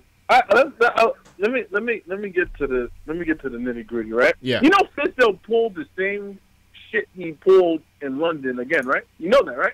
He did the same thing. You know that, right? He said he pulled the same stunt tonight that he pulled in London. Go ahead, Max. Explain. I was complaining. I was complaining about that. We're on the same page. Go ahead, Max. Go ahead. Listen, it was so simple. I'm like, look at this idiot Hardaway. That's why I'm watching the TV. Cause I took, today I had a good day because I took off from work, right? I was like, yeah, I'm tired, man. I need a personal day to myself to watch these Knicks in person. You had a spot day? Right? Oh, you went to the game? Yeah. I had a Knicks. I hope they don't get smoked by 20 like they usually do against the Rockets thing. Yeah. So I see this, and Eric Gordon, and I'm like, look at Hardaway. He's gonna mess this up, right? That's like switch, he right? Does, right? Yeah. And wide open, he leaves a 3. I'm like, this guy will never learn. So here's my thing, right? Let me get to these points, right? Yeah. Cisco needs to start being on the clock because he just makes dumb decisions. At this point, it's dumb. I don't care what politician, used car salesman excuse he has. It's dumb. It's dumb not to have Frank out there to guard a last defensive position. It's stupid. And it's even dumber to have Hardaway guard anything on last position. No, but he's challenging Hardaway. That's his excuse. He's challenging. Yeah, he's challenging. He's challenging to give up crucial baskets to lose the next game. Right? That's what he's doing. So now no one knows. There we go. Yo, sweetie, you haven't been on here a while, right? Me, it's been a minute. Jay Ellis and CP, we came up with something called the Greg Popovich rule, right? So the Greg Popovich rule is: would Greg Popovich ever do what Phil What would Greg Popovich do? What would Greg Popovich do, right? He would make, first of all, he would turn Frank into like a 25-point scorer by now, or something. Yeah. Yo, so, and you know what I know you're right? Because he has a Frank in Eric I got injured. This is Murray, I think it is. Right? Yeah. So, all right, let's go to Moutier, right? So, listen, CP, I think, I heard I got a text just now, right? Mm. They said Moutier turned the ball over in the locker room. He just turned it over again in the locker room. He just turned it over again. He just did it. They said he went into triple coverage in the locker room. He saw Hardaway and Trier there. Fell down and turned the ball over. He went in between them. Yeah, and then he turned the ball over in between them. Started yelling at the locker. He did it again. Yo, Frank was the second best player on the Knicks tonight. He didn't score no points, but the team got increasingly better when he was on the floor. That is a fact. Listen, I don't even think Harden really scored at him like that. To be honest, I watched every possession because I'm a Frank fan. I'm El Presidente, bonjour, of the Frank. He just said French and Spanish in one take. Go ahead, Bags. You're the man, bro. Go ahead, bro. Yeah. He did not score on him like that. He had, it's difficult to score on Frank. It's a fact. Yeah. And James Harden, as great as he is, and as much foul shots he just, but he scored all them points with Hardaway. Why would you have Hardaway and Moutier on James Harden? How dumb can you be? Yeah, he torched Timmy and Moutier. Well, see what they were doing.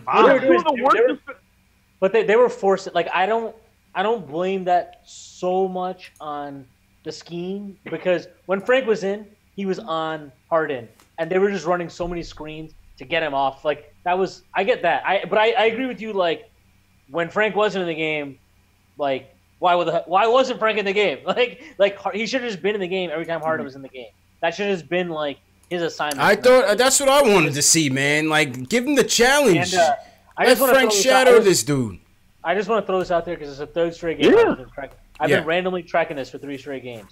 But this is the third straight game where our bench has had more assists than our starters.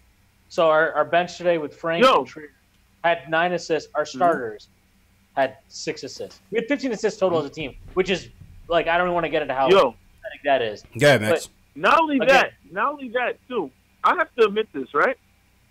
And I'm going to be in the minority in this one. Trier had a good game scoring-wise, but he did a lot of dumb shit today, too. He had the Moutier disease. It's going around in the Knicks locker room. It's dribble in between defenders on their feet. There's a disease going on. They got to get it fixed because they have a disease going on where, I don't know, they have tunnel vision, and they just, you can predict Trier's turnovers before they happen. That's how confident I am. You know, what this guy needs to pass the ball. But it was funny because Hardaway's like, wait. Hardaway's like, whoa. He's yelling at him for not passing the ball. Hardaway's the king of shooting, going on a 3-1 fast break, shooting a contested three like an idiot. He does this all the time.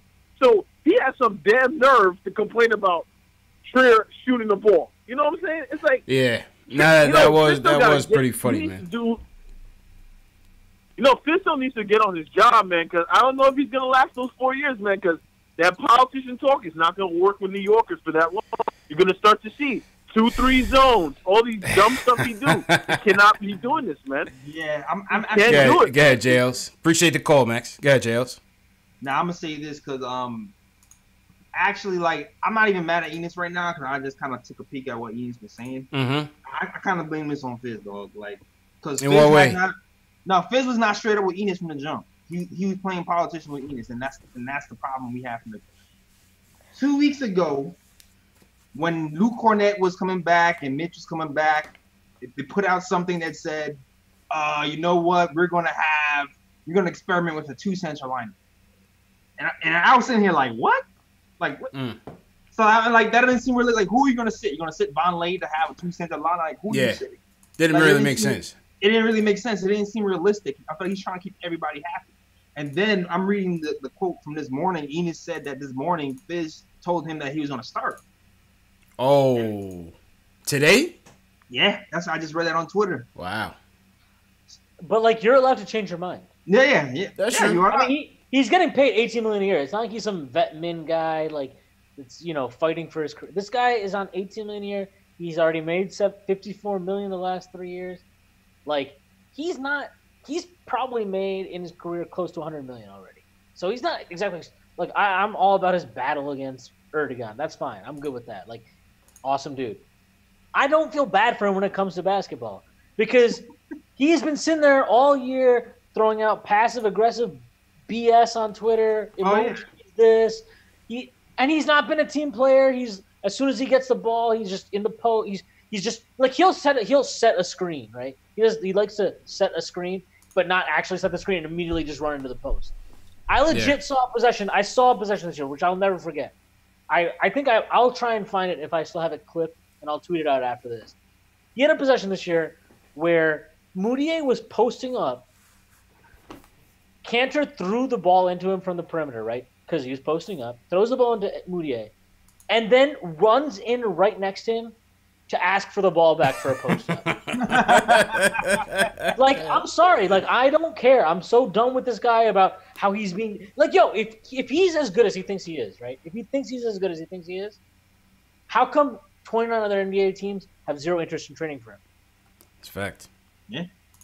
Like, you suck, dude. I'm sorry. You're not better than Mitch. Like, you're not better. Like, if Mitch could just stop fouling, you would never play, first of all. You just would never play. That's true. You're not better than even like Von Lay's little 6'9" shrimp butt getting kicked around at the 5. You're probably not even better than Cornette at the 5. Yeah. So like, what are you? You're a nothing player. He's just not impacting. He's just not impacting the game the way this game is played these days, man. He just doesn't have that positive impact on the game. But it is what it is, man. I'd like to see this thing get cleaned up. I thought after the Noah thing we were done dealing with all this drama. But he's the last one, man. He's the last one. All right, one more call before we get to the player ratings. Rock from ATL, he wants to talk about the effort of the team in the last couple of days. Rock, how you feeling, bro? Fellas, I'm good. How's everybody? Pretty good, man. What's your takes on tonight's game? I thought the effort was good. I thought they played hard, especially in the first half. And then I saw that third quarter slip coming, especially because it was still so close at the end of the half. But they fought back, and it was an encouraging game to watch. And I know a lot of people are giving that Moutier hate, which is normal. But if you look at the last few plays, if it wasn't for Moutier driving and getting fouled and going to the line, he gave us the lead. Yeah, he had bonehead turnovers, just like everybody else. Yeah, 7 turnovers on the night. Exactly. You know what I mean? But my thing is, look at Tim Hardaway with that defensive play when we were up. You guarding James Harden with your back to the man with the ball. Eric Gordon shoots the ball instead of you switching and just turning and putting a hand up. And then so that way you can play the man with the ball. You don't even know whether he's driving or shooting or not. So I felt like it was a dumb play. But then with the last play when we're down by 2, I know Trini was saying that you can't about Moutier on that play, him throwing the ball in. If number one, Fizz was not out there at that time. He had already gotten ejected. So with that, even the play before when Tim had the bonehead play when he didn't turn around, Fizz had already gotten ejected. So that's why Frank wasn't out there. Smart was coaching at that point.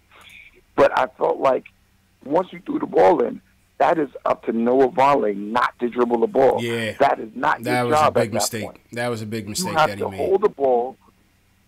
Yeah. Wait for the guard to come get the ball and then use the 9 seconds. Yeah. Once you dribbled, you made yourself vulnerable. Yep. And they saw it. They saw the blood and they ripped him right away. Right. I agree with that. But my point with that though was that Moutier should have never put him in that position. Like even if you're gonna throw the ball to Vonleh there, you know you can throw it in the backcourt. So just throw it in the backcourt. That way he's not crowded. He threw it to him basically in a corner, right? Threw it to him in a corner. And yeah, I agree with you, Vonleh. Vonleh messed up. I'm not putting it all on Moutier. That's wrong. If I suggested that, I was wrong to suggest that. I wasn't trying to do that. But to me, he has to take the majority of the blame there because you expect your point guard, your primary ball handler, the guy that is inbounding the ball there, he's inbounding the ball because you expect him to make the high IQ decision. And he did not make the high IQ decision. So everything just rolls downhill. But you can't. So I agree with you though. Vonleh deserves a lot of blame too. Go ahead, Rock. But my thing is, you can't throw the ball to where the player doesn't run. Noah Vonleh didn't run to the backcourt. He stood right there. You only have 5 seconds. If he doesn't run, there was 10 seconds though. There was 10. It was 5 seconds back there. You should want to throw the ball out. I guess. No, I'm talking 5 second inbound. You have 5 seconds. Oh, okay. Okay, I got you. You know what I'm saying? If Noah Vonleh doesn't run back there, he can't throw it back there. He has to get the ball in. That's fair. Yeah, that's fair. You see what I'm saying? So my thing is, if that's an IQ as a whole. Yeah. If nobody runs back there, that's the coaches on down to the players. Yeah. He can't throw it back there. At that point, he's helpless because he can only throw the ball where a wide open player is. And I just felt like Keith Smart didn't draw up a good play, and that's what happened. And it was a good effort. You appreciate the effort, especially as a Knicks fan. But there was a lot of bonehead plays, and I love Knicks, Frank Ntilikina's effort. Mm-hmm. But I would rather trade for Dennis Smith Jr. than and then try to grab someone else, and then go for another point guard. I feel like in the draft with the talent that's in the draft, and I'm about to end because I know you guys got a lot of calls. Yep. But with the talent that's in the draft, try to trade for a point guard and then get more talent through the draft rather than use a pick for a point guard right now. I just don't see. I think John Morant is a good point guard, but I don't. I got to see if he's. I don't know. JLs, where are you at on that? Appreciate the call, Rock. Everybody knows I don't like Dennis. Everybody. Yeah, I wouldn't want him. I think somebody else kind of illustrated that point perfectly for me. Is the point guards that there are. I know to me he projects to be a lead point guard, but he's not that lead point guard that's going to organize people and get to the right places and actually pass. So I want my point guards to pass. Who's going to be a lead point guard? So for me, literally I've seen a John Morant. I think he'll be dope as a point guard because I actually like his vision. First and foremost, his vision, and I think he will be able to actually run the offense and get people easy shots. So yeah, I'm higher on Morant than Dennis Smith Jr. Shwinny, where are you at on this DSJ hype? I am not interested in any player who, in a second year of his career, leaves the team because of trade rumors. Yo, I'm telling you, man. Stay far away from this kid. I've been telling people. It's buyer's remorse. You can get away with that in Dallas. That's not going to fly in New York. That's not going to fly, man. Compare the way how Frank handled being in trade rumors, now Dennis Smith. And not just trade rumors, getting DNP, CD, like, all that stuff. Compare that to Dennis Smith Jr. Like, nah, I'm good. I don't care if he's a better player. I don't see him succeeding here. I just don't. I think this is not the place for him, man. This is not the place for him. People say all the time Frank's not built for this. Maybe he's not built for it. I don't know. But I know sure as hell that if you're that much in your feelings because you were floated in trade rumors, you're not. It's not a good sign. You're not built for this. You're definitely not. Not a good sign, man. All right, before we get to the player ratings, I know we got some more people on the phones. We're going to get to those people as well. I see Ernesto in there. I see Delano in there. I see Medina in there. We're going to get to you guys as well. Shout out everybody in the chat on this post-game live Wednesday night. Knicks, hit that thumbs up button for your boys. CP from the Knicks Fan TV. My man JL's from the Nick of Time show's in the building. My man Schwinny from Posting and Toasting is in the building. Just recapping this 114-110 diabolical loss at the Garden. James Harden dropped 61 on the Knicks tank. But the Knicks led by ISO Zoe with 31 points of his own. Fought admirably to the end. So we're just recapping that. Took a lot of calls. Shout out to everybody that called in. And, yeah, man. Yeah, Shwinny, go ahead, man. You got to take a break. Go ahead, bro. Yeah, I'll be right back. Yeah. All right, Jels, let's run these player ratings real quick, and then we'll get to the rest of the calls, man. Player ratings are rough today. Let's see. Well, I mean, obviously, you know, ISO definitely. Yeah, ISO besides ISO. Yeah, what else you thinking here? Besides ISO. Yeah, Timmy with 21, 6 of 16 shooting, minus 12 on the night. Yeah. This is tough, man. Exactly. You know what? You know where I would go? I would go ISO.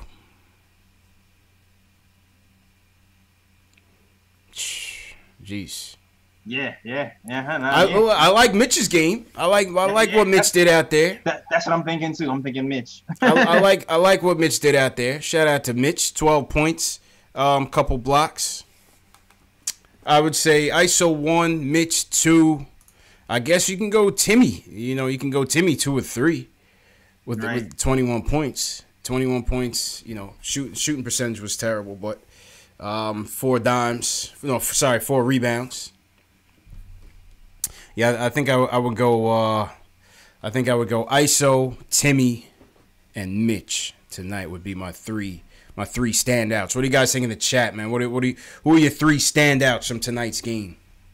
Where are you going with this, Jails? I'm going back and forth for that 31 dog. Am I going Mitch or Frank, yo? I know he had 0 points, but it was just like that comeback. You can go Dot, but I'm gonna go ISO for sure 1. Yeah. That's the easy one. Mitch 2. Man. Tim did great in the first half. Yeah, they had a good first half. Frank brought us back within 2.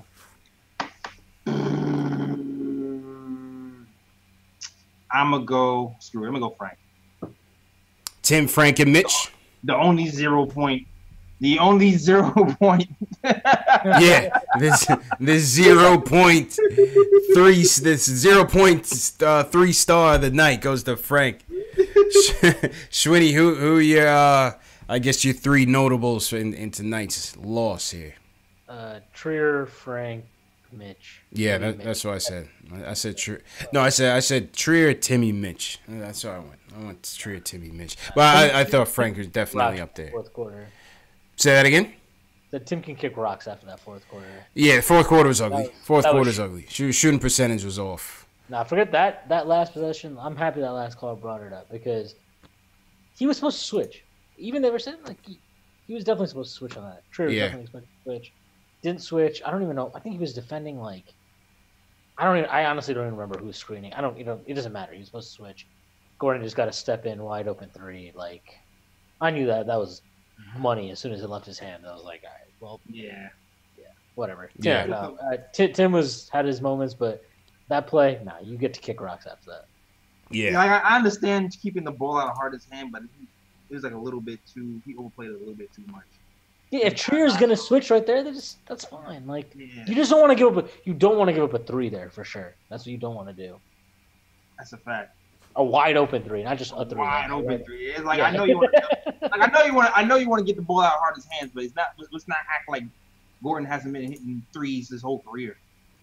Like, yeah, man. Let's act like he's on a scouting report. You know what I'm saying? Like, know your personnel. That was a tough one, man. Tough possession to watch, man. Absolutely, man. Yeah, Tim Hardaway Jr.'s fourth quarter defense. For fourth quarter, everything, man. He's the fourth quarter turnover. Yeah, chucking the turnovers and the defense in the fourth quarter. You remember that possession where I think it was in the third quarter though, but there was that one possession where he kept trying to take like Gordon off the dribble and Gordon kept poking it away from him. Like, yo, just stop. Every game this season. I was like, yo, please stop right now. Please stop. That's every game this season, man. He needs to stick to one dribble move, dog. That's 1 to 2 dribble or drive to the cup. We need another that's what we need, another high usage player, because right now everybody's playing like 1 or 2 levels above where they should ideally be. Yeah, other than the bench guys right now, the bench guys are like I will as much as we've crapped on Fizz for a lot of things, I do like him kind of settling on this bench rotation the last 2 or 3 games where it's like these guys I like the Trier, Dot, Frank, Mitch. I like those 4 together. That's a good 4. We got a little sprinkle of Lance in there instead of Mario. Yeah. They said on the telecast they were going for Lance's leadership in this situation against Harden. Pray. They said they wanted Lance out there to help man the fort. Maybe he leads a better prayer, maybe. Oh yeah, probably a better locker room prayer. I mean. Oh, well, Lance Thomas, minus 19. Oh, Jesus. Lowest plus minus on the team. That was in 14 minutes or something. Yeah, so he led us to something. That's the captain, baby. That's what we want from our captain, man. Yeah, man. I mean, I'm going to be fair and say he hasn't played in 67 games, though. So. Oh my God. For good reason. Oh, my God. Yo, there was one play in the first quarter, Knox threw it to him right under the hoop, and he... Yes. Hit the bottom of the rim. Oh yeah, that was twice. That was really painful to watch. Oh my God, man! Bad News Bears, bro. The leader of the Bad News Bears. All right, let's go. Let's get back to the phones. We got a couple more calls left, and we'll wrap it up. Ernesto from Miami wants to talk about the importance of maxing out the cap space this offseason. Ernesto, what's your takes on this, man? Explain. Hey, what's up, guys? How you doing? Good. How you feeling, bro? I'm doing good, man. I'm doing good.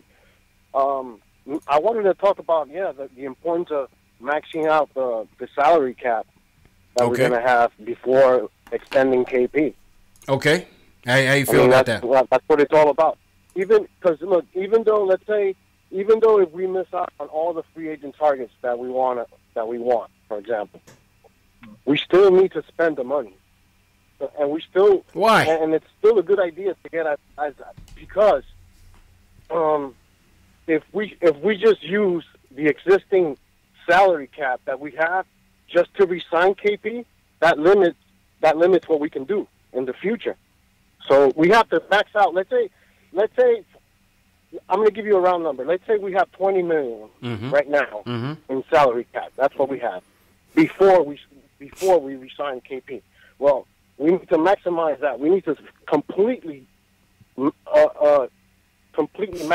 that out. Even if it's 1, 2 players, even if it's for one single player, it doesn't matter. Even if it's a bad contract on a player on a 1-year deal, because then you can re-sign Porzingis after that and go over the salary cap, and that means let's say if you do a 1 year, $20 million deal on one player, let's say I'm going to throw it out there just out of the blue.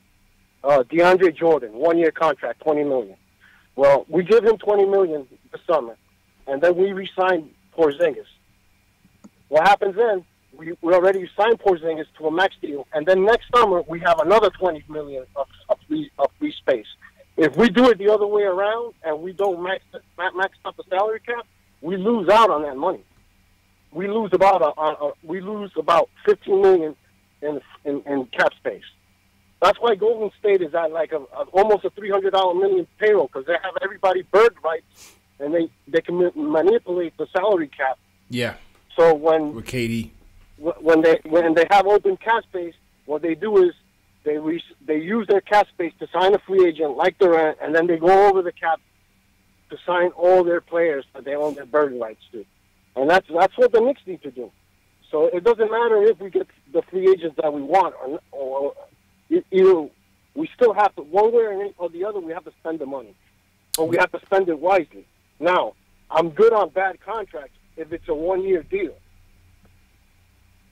JL's got Wayne. Other than that, then you have to be smart about how you spend it, because make no mistake about it. See, I'm on Team Tank. I want them to lose all they want, but that's it. After this year, no more tanking, because we're on the clock. Meaning, KP is going to be on his first year. Whatever, if he signs a full, whether it's a 5-year extension with the Knicks, whether it's an offer sheet he signs that it's a 4-year deal, and he opts out after 3, that's what I think he's going to do. I think he's going to sign an offer sheet, a 4-year deal with an opt-out after 3. So the Knicks are going to be on the clock, meaning we're going to have to start getting better really quick, real fast, if we want to keep KP. All right. So Shwinny Wayne here. What do you think about what Ernesto's saying here? I mean, I agree we should use our space this year. I don't know. Like I've said, I'm not. I think we can progress our team forward without necessarily signing a max player. So, like, to me, I agree that we should use the space 100% this year. And then, like, even if we don't trade Lee or Hardaway, we'd still have, I think, off the top of my head, assuming we get like a top 5 pick, we'd have something like 26, 29 million in space to use this summer. We should definitely use that space this summer. Can you bring in a good, solid starting point guard? Can you potentially bring in another shooter or two with that type of money? If you can do those things, I think this team becomes meaningfully better. Yeah. So we should do that. And I 100% agree that, like, you know, at some point, look, we've been awful for 5 years. Straight up awful. There's no getting around it. We've been terrible for 5 years. I don't know if I totally believe that KP is 100% going to sign a 4-year contract, like an offer sheet. I think the guy is coming off an ACL and will probably prioritize locking in the most money he can more than got to. He would if he didn't. Though it's a possibility. It's a possibility he could sign an offer sheet with somebody. I can't totally dismiss that. Anyways, my point is more that I do agree with Ernesto. It's imperative that we use the cap space this summer. But let's use it wisely. Like, I don't want to do another thing where, like 2010, where we don't get LeBron, and then our immediate instinct is, oh, let's max Amari. Like, I don't want to. There's no insurance and no anything. I don't want another one of those. Like, if you can't get a max guy, that's fine. 1 year deal. JLs, what you think about this? You can do that. Like, sign, like, if you want a veteran point guard, right? But you don't want to commit to somebody long term, you can sign Rubio for like 1 year, 15 months. Well, let me get JL's opinion on this. JL's, jump in. Yeah, we haven't been in a minute. Yeah, that's all right. That's all good. I don't really have nothing much to add to that. I agree with pretty much everything that's been said. I mean, it makes sense. We kind of really lose money if we don't go right up the cat, especially if it's only a 1 year, 2 year deal. A 1 year deal, then it's no money off our back. We just clear it and re-sign as we see fit. And Yeah, like Sweeney said, like I'm all for like a good point guard coming in. I feel like that's our biggest need anyway. Like somebody like Rubio or whoever to come in and do this thing for 1 year and then regroup later. I'm down for that. Yeah, interesting point. Interesting point on Nesto, and appreciate the call, man. It's an interesting take. Yeah. One quick. Go ahead. One last point. Go ahead. Yeah, I think. I think. Yeah, I mean, point guard is our that's our best need, and it's what's gonna make us better really quick. I think Frank has the potential to be our point guard, but he's not there yet. But on a championship team, at least Frank has the potential to be a backup on a championship team. I can see him being that guy. But we do need a starting point guard. And I think Kemba Walker's the way to go. I mean, Ernesto's in the Kemba bag. Okay. Would you max Kemba? Because I think that's what it would take. Around $25 billion, no more than that per year. You're gonna have to max out Kemba Walker every dime that you have. Yeah. Every dime available to him. Charlotte's definitely giving him a max. They're definitely. Yep. MJ's gonna bring him back. Absolutely. Yep. MJ probably bet on that shit. He called his bookie like, I bet you I could sign Kemba Walker, bro. How much you want to bet? Bet me on that. No roll. Bet me on that. All right, Ernesto, appreciate you, bro. It's a good call. Ernesto on Kemba. Kemba's having a good year, man. Deservedly so. All right, next call goes to Medina from Jersey. He wants to talk about the game and free agency. Medina, how you feeling, bro? What's up, guys? I came across your YouTube page while I was searching for Knick highlights. So appreciate that you guys do this. Hey, man, you came to the right place, bro. I hope you subscribe to the channels. Not just Knicks Fan TV, not just the Knick of Time show, but I hope you're also reader of Posting and Toasting, Medina. This is it, man. Don't get no better than this. You got the Frazier Posting and Toasting. What you call it? Yeah, but quick point is, what's you see that highlight with the Hardaway and Trier? You see that as brewing right there, right? You know that's not going to end well. Nah, I don't think so, man. I don't think so. Dudes in the league will tell you they get into it all the time in practice, in games. Listen, Michael Jordan used to slap players across the face. He knocked Steve Kerr's teeth out, man. Yeah. It's all love, I don't think it. I don't know. I mean, you might feel like I don't know. I see something there. Maybe I'm just overreacting about it. But second point, a lot of players see what Cantor, is going through right now. And players see that. They're like, that's how they treat players in New York. This is the second player that's coming out, being dysfunctional already with the organization, with players. Players don't want to come to that. You know what I mean? I'm sorry. Nobody thinks that Cantor crying about his minutes in a contract year is about dysfunction. That's about Cantor prioritizing his money over anything else. Like Cantor can we didn't force him here. Yeah. I'm not. And you know what? And if you're talking about Melo, look at what Melo's doing right now. Like Melo can cry all about how we treated him wrong. All I know is that man took the money at every turn. They no problem taking the money, and then he left and said he was going to prove all the doubters wrong. And what did he prove? He proved all of us right. So I'm fine with people saying the Knicks are dysfunctional and whatever, blah blah blah. Yeah. But sure as hell it's not because Enes Kanter didn't play against the Houston Rockets tonight. Listen, we didn't force him. Go ahead, JLs, but we didn't force him into the situation. This is what he wanted. Yeah, he opted in. Nobody forced him. He wanted the money. He knew he couldn't get that money from anywhere else, so he took the money.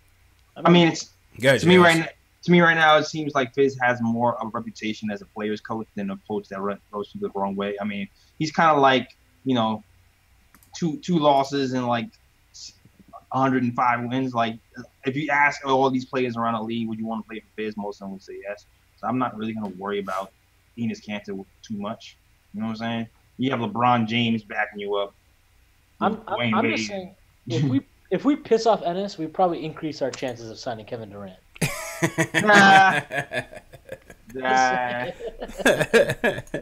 Yo, Medina, appreciate the call, man. Make sure you subscribe to the channel, man. Definitely. I'm glad you found our show, man.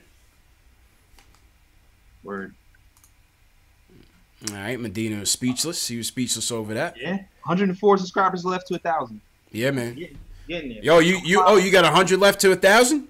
Yeah, just about 104. We got 100 subscribers left. This is the Get Jay Ellis to 1,000 subscribers telethon. This is just switch from Post Game Live to the Jay Ellis telethon. Go to the Nick of Time show. Subscribe. And, yeah, man, hit that thumbs up button for your boys. Share this video with your fellow Knicks fans. You just see Medina just found us. It's all because of you guys, man. This is how we get more people in the chat. This is how we get more people on the phones. So it's good, man. All right, so that was Medina. 2 more calls. We got Raw Hebrew Remnant from the chat. Wants to talk about the game overall. How you feeling, bro? Hey, man. Always good to talk to you fellas. You guys got a great show. I was wondering who that third cat was, and then when I saw posting and toasting, I was like, oh, that's him. Yeah. I like reading his stuff, man. yeah, man. I like reading his stuff. He's pretty good. He's pretty good. I like reading his stuff, man. Absolutely. Real quick, I know y'all I've been watching y'all. Always good to watch your show. The game was. I'm very happy with the game. I'm very happy with the guy. I know I want us to win, but I'm fully on with the tank thing. I'm very happy with the game. So I knew the tank was on when they put Hardaway and Moutier at the end of the fourth quarter. So I was like, this tank is on because I'm glad they played the kids though. So they started the fourth quarter with the 5 kids, and I'm liking that. Now I know y'all gonna disagree with me, but I really think we set at point guard with Frank. I'm happy with Frank. I mean, when you think about this.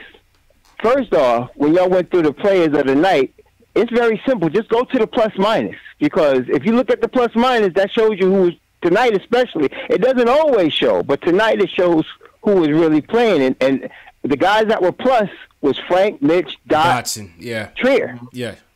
Yeah, I mean, so that's those are your guys. So and I don't know why everybody thinks that somebody's got to score in order to be effective on the court. Frank is a perfect example of a guy that can control the game. He's eventually going to be one of these guys. He's going to control the game without even having to score a lot. He's going to be that kind of guy. And first off, I don't understand why, and please, maybe you guys can explain to me. Moutier has started at point guard for the New York Knicks more than 44 games. When he came into the league, he was a high turnover guy that didn't play defense and had a low basketball IQ. He's still a high turnover guy that doesn't play defense and has a low basketball IQ. And they've committed to starting him for the rest of the year. And not only that, yeah, I see that, and not only that, but he does not set up the teammate. I'm not saying anything personally against the kid's character. I know he's trying hard, but I'm just saying he doesn't set up his team. The only time he's effective is when he isolates himself and goes to the basket, and if he doesn't turn it over, then something good might happen. But usually he turns it over.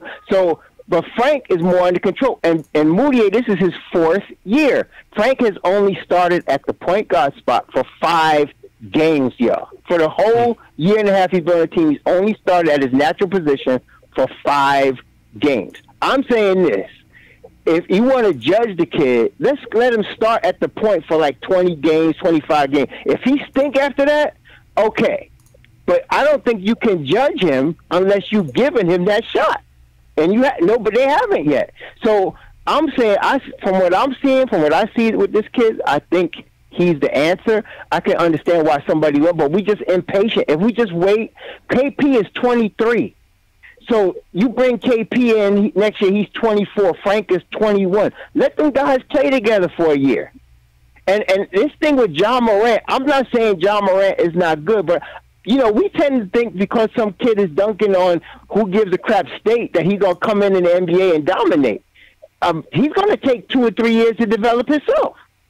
I mean, he's got talent, but we've already invested time in Frank, and I'm thinking he's really the answer. I'm thinking, what do y'all think? I like the idea of getting either a Tobias Harris or a Rozier. I don't think we can get both of them because we have to get rid of both Lee and Hardaway. We can't get both of those guys unless we get rid of both Lee and Hardaway. But I'm thinking we can get Rozier between like $20 and $22 million a year, which won't kill all our cap space. And I'm thinking we can probably, if we do that, we might be able to re-sign Von Lee. But if we need to get rid of Von Lee to get Timmy Hardaway out of here with his contract, I'm all for that. But I'm just saying, I think one of those two guys, because if you want to bring in a veteran guy like Rozier, is not like, I mean, what is he, like 25? He's not a real like veteran guy, but he's been in big spots obviously. And so I'm thinking he's got the heart to play. He's not a dumb player. He's a high IQ guy.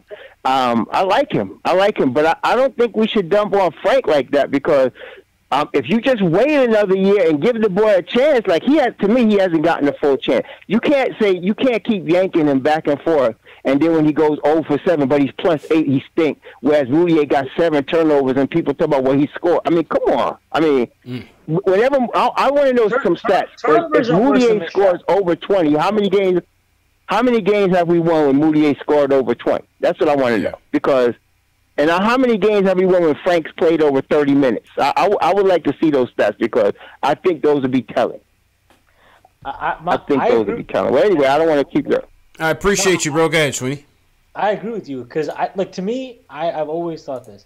I think turnovers are way worse than missed shots. Because on a missed shot, what happens on a missed shot? You could get an offensive rebound. You can get an offensive rebound. You get another possession. On a turnover, there's nothing good that comes from a turnover. You either just threw the ball out of bounds, so the other team gets the ball, or it's a live ball turnover and a fast break either way. And like, how many of his possessions? 90 seconds. How many possessions of his today ended in points the other way? I have no idea, but like, I know that garbage turnover. He had like 2 garbage turnovers at the end of the game that ended in the Rockets getting points the other way. Yeah. So like, I agree with him. Like, Frank hasn't gotten I actually think it was 9 games, not 5, but like either way, 9 games. And then they had one horrible quarter against 60 seconds. And then that entire starting lineup has never actually played since then. So, and that's been our only plus starting lineup. Yeah. So, like, I think we were 3-6 that starting lineup. With every other starting lineup, let me just do this math real quick. We're 7-30. So I would say that maybe that lineup was better than every other lineup we put out there. I don't know, but they didn't get a fair shot. I'll say that.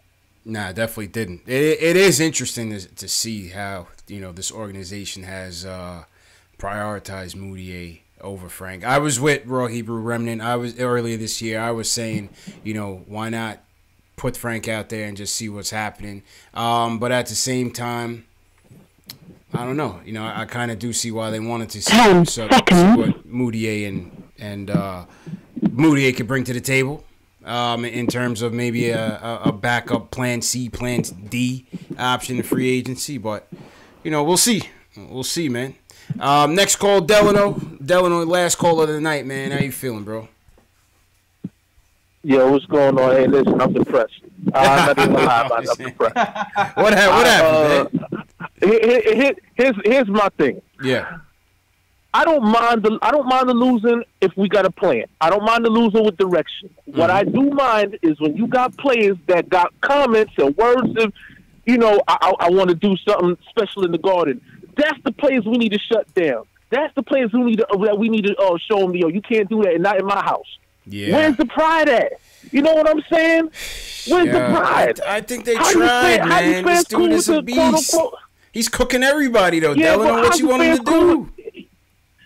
No, don't get me wrong. I'm not sitting here saying, like, okay, again, because that's another argument for another day. Because I'm telling you now, Harden get away with too much. Yes. I don't know if he got naked pics of every ref or something like that, or what. But he do way too much, and it's blatant, and it's in your face, and it's like, how do you not call this? You know what I'm saying? But that, like I said, that's an argument for another day. Because I tell you now, you take away about half of the stuff that he does, he not scoring all them points. You know what I mean? But anyway, yeah, I just wanted to say, like, for me, I'm not mad at the fact that, again, if we lost the game, okay, we lost the game. You know what I'm saying? But like I said, players like that, when they got something to say, we need to shut that down. We need to let them know this is our house. You coming in here, you gonna respect us one way or the other. You know what I'm saying? Waiting, man. And you know what I'm saying? So I feel at the end of the day, yeah, we should have won that game. And we should have came out like we wanted to win that game. And that's why, Tria did his thing. Proud of Tria for that. The last play of the game, again, I'm more mad at the rest of the Knicks on the floor. Everybody wants to sit there and talk about why Frank ain't on the floor. Why don't we put the blame on the players that's on the floor? Why didn't y'all play defense? You know what I'm saying? Because at the end of the day, we can't put everything on when Frank was there. So what if Frank ain't there? If Frank is hurt, then what we gonna say? Well, if Frank can go out there on crutches, yo, we need to put the blame on the players on the floor. Why Tim Hardaway ain't guard his man? Why Tria ran under that screen instead of going over it? You know what I'm saying? That's what we need to be saying. Not sitting there saying, well, if Frank was in the game. You know what I'm saying? Yeah. At the end of the day, Frank is. And the last caller bugged me out. How you contradict yourself talking about Frank is the answer, but your suggestion is, can we get Terry Rozier? Is Frank the answer or is Terry Rozier the answer? Because if Terry Rozier want to start. You see what I'm saying? He's already made that public. I want to start. So why am I going to sit there? You know what I mean? So how you going to sit there and say in one sentence, no, we need to get rid of Moutier and put Frank in. And we don't want to get John Morant because we feel like, you know what I'm saying, he's just a highlight reel. But you'll probably go for Zion Williamson in the draft and can we find a way to get Terry Rozier? Yeah. Like, nah, you can't do that. My thing, and I know you disagree because I heard it earlier, I would make a strong offer with one of our albatross contracts for Mike Conley Jr. And the reason I say that is because the one thing that Conley Jr. is a floor general. And that's something we don't have. Everybody looking for a point guard. What we need is a floor general. And there's a difference. Everybody be out here talking about a point guard and all that stuff. You need to specify what kind of point guard you're looking for. We need a leader, a floor general, a veteran, somebody who can get the job done. The problem with him is that his team is trash. Mm-hmm. You know what I'm saying? You got two of the last grit and grind type of players on a team that's learning how to play finesse. So how does they fit into a plan when you got a completely different style from what you had before? They got to destroy and rebuild. That's not on him. Go ahead, JLs. Mike Conley makes 30 mil, like 30. That's a crazy contract, though. Man. Yeah, I mean, yeah. It's a lot of money, but that's what I'm saying. We got to get rid of these albatross contracts as well, because despite what, again, even though he's cheaper than Hardaway Jr., at least we know that Conley Jr. is more effective on the floor than Tim Hardaway Jr. is. Yeah, but we can't be getting old players here who was always injured for $30 plus dollars, and that's the only knock on him. That's the only knock is his injury. But I don't even put the contract on him. That's more on the fact that Memphis was trying to make sure that they locked in their players because they wanted to keep. You know what I'm saying? But that's not Mike Conley Jr.'s fault. I can't blame him for that contract. I'm not either. You know what I'm saying? At the end of the day, Shwinny, go ahead, bro. We need a floor general. However we get one, we need a floor general. Not just any point guard, not just a defensive specialist, not just some 3-point specialist. We need a floor general. And everybody sitting here talking all that stuff about tanking. Where's y'all pride at? When did we start? When do we think it's okay to lose just to lose? You know what I'm saying? Y'all got more pride than sitting there saying we better than the Brooklyn Nets, and they in the playoffs and we not. You know what I'm saying? Don't talk to me about not being a fan. I'm a fan for real. If we, you know what I'm saying? I'm cool. I'm cool with losing if we got purpose. But some games we need to go out there and show that we ain't nobody's doormat. That's true. That's true. Delano with his 2 cents. Appreciate the call, Delano. Go ahead, Swinny. Wrap it up for us. I agree. Like I've said that for a long time. I don't like that. I think there are nights that we just need to put somebody on their ass because there are too many nights that people come into the Garden and they're like, tonight's my career night. I'm gonna. I was scared when he said that shit, man. And like whatever. I mean, whatever. Tonight I thought they actually. I thought they played like they gave. Oh yeah, they gave it their all, man. I mean, you can say like, yeah, well, Harden put up 61. He did put up 61. No one can deny that. But like, I didn't think it was like they just. I mean, it was a 4-point game. Yeah. It came down like it wasn't like they just let the Rockets do whatever. Like it was a tight game. With regards to I agree with him also about we need a floor general. Do I think that like if I could just trade Courtney Lee and Tim Hardaway Jr. for Mike Conley, I would just do it. Yeah, I would. But like I don't think that we can just I don't think so. And so you got to really think about like, are you willing to take in Mike Conley and cut in basically into all of or most of your cap space, and like that's basically your summer. That's like Amari. That's Amari all over again, though. I mean, it's different because it's only 2 years left, but like still, that's it. That's your team now for 2 years. Yeah, but he's not gonna play 20. No, I agree that's what I'm saying. It's like it's like is that worth it? Like I don't think it's worth it. That's why like I don't know. I agree with what he is saying. I don't think Conley is the guy. I don't know who's the guy, but like we don't make millions of dollars. We don't get paid to make decisions for like we just get not paid to talk shit about them. Facts. Yeah, exactly. We just don't get paid to talk. But yeah, man. With that being said, I think this is a perfect segue to wrap it up. My man J. Ellis can't even keep his eyes open. Schwinny's, I'm faded. Schwinny's faded. It was a good talk, though. I mean, listen, at the very least, if we're not going to win the game, you at least ask for games like this, and we get a lot of conversation going. So shout out to everybody that called in. Shout out to everybody that weighed in on the chat. Go ahead, JLs. Yeah, let me shout out new subscribers. Yeah. Crossfly Paper, what up? Thanks for joining KOT. Mark Swift as well, and Sang Freud 929. Thanks for joining. Yep.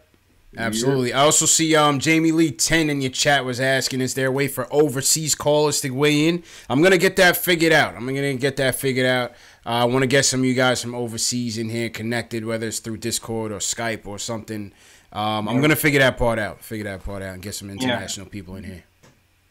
Yeah. Yeah, man. All right, Jay, let's get and promote your stuff while we wrap up, man. Cool. Podcast just dropped today. Definitely check that out. It's on YouTube, SoundCloud, iTunes, Google Play, Spotify. I'm on Spotify now. Yes, sir. Yeah. Stitcher, I'm on a bunch of places. I'm all over the place, so definitely check that out. Also check out all the social medias that just popped up on the screen right there. The KOT Show on Instagram. The Nick of Time Show the KOT Show, the KOT Show on Twitter. I'm sorry. Yeah. The Nick of Time Show on Instagram and the Nick of Time Podcast on Facebook. So check that out as well. And also be sure to cop my merch. I have no merch for me right now, but you know what it is. I'm about to have some Porzingis God knitted caps and definitely get the hoodies. This is real hoodie season right now. It's hoodie season, man. This is layer up. Definitely get your hoodies. Porzingis God. I got Knox hoodies, Frank hoodies. Ron Baker hoodies is still out there popping. All right. Still out there popping. Wichita loves Ron. Wichita, Ron Baker got traded, and then people was like, "Yo, give me that Ron too." Absolutely, man. It's cold now to get the Ron hoodie.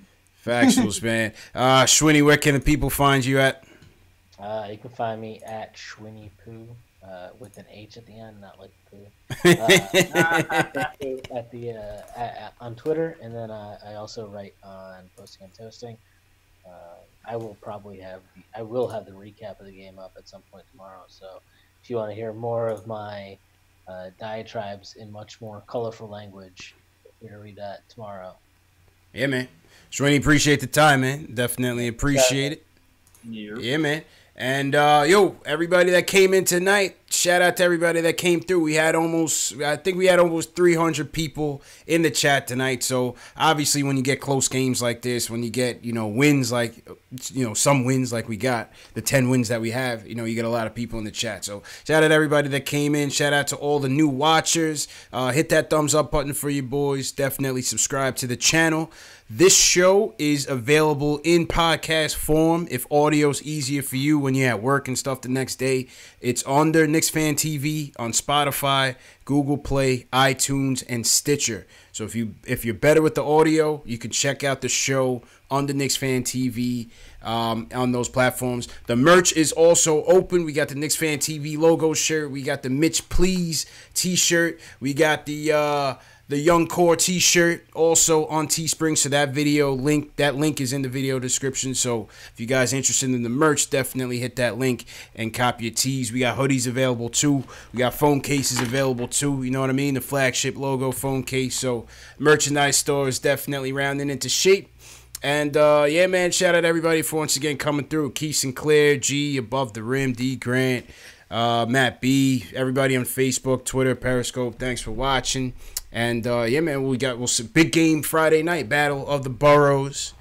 We can't let these Nets embarrass us. We got to go into Brooklyn and make a statement. So hopefully we show out for that game, man. Yeah, man. All right, Schwinny JLs. I'll see you guys, man. Thanks again for your time. Thanks again, everybody, for watching, man. Peace.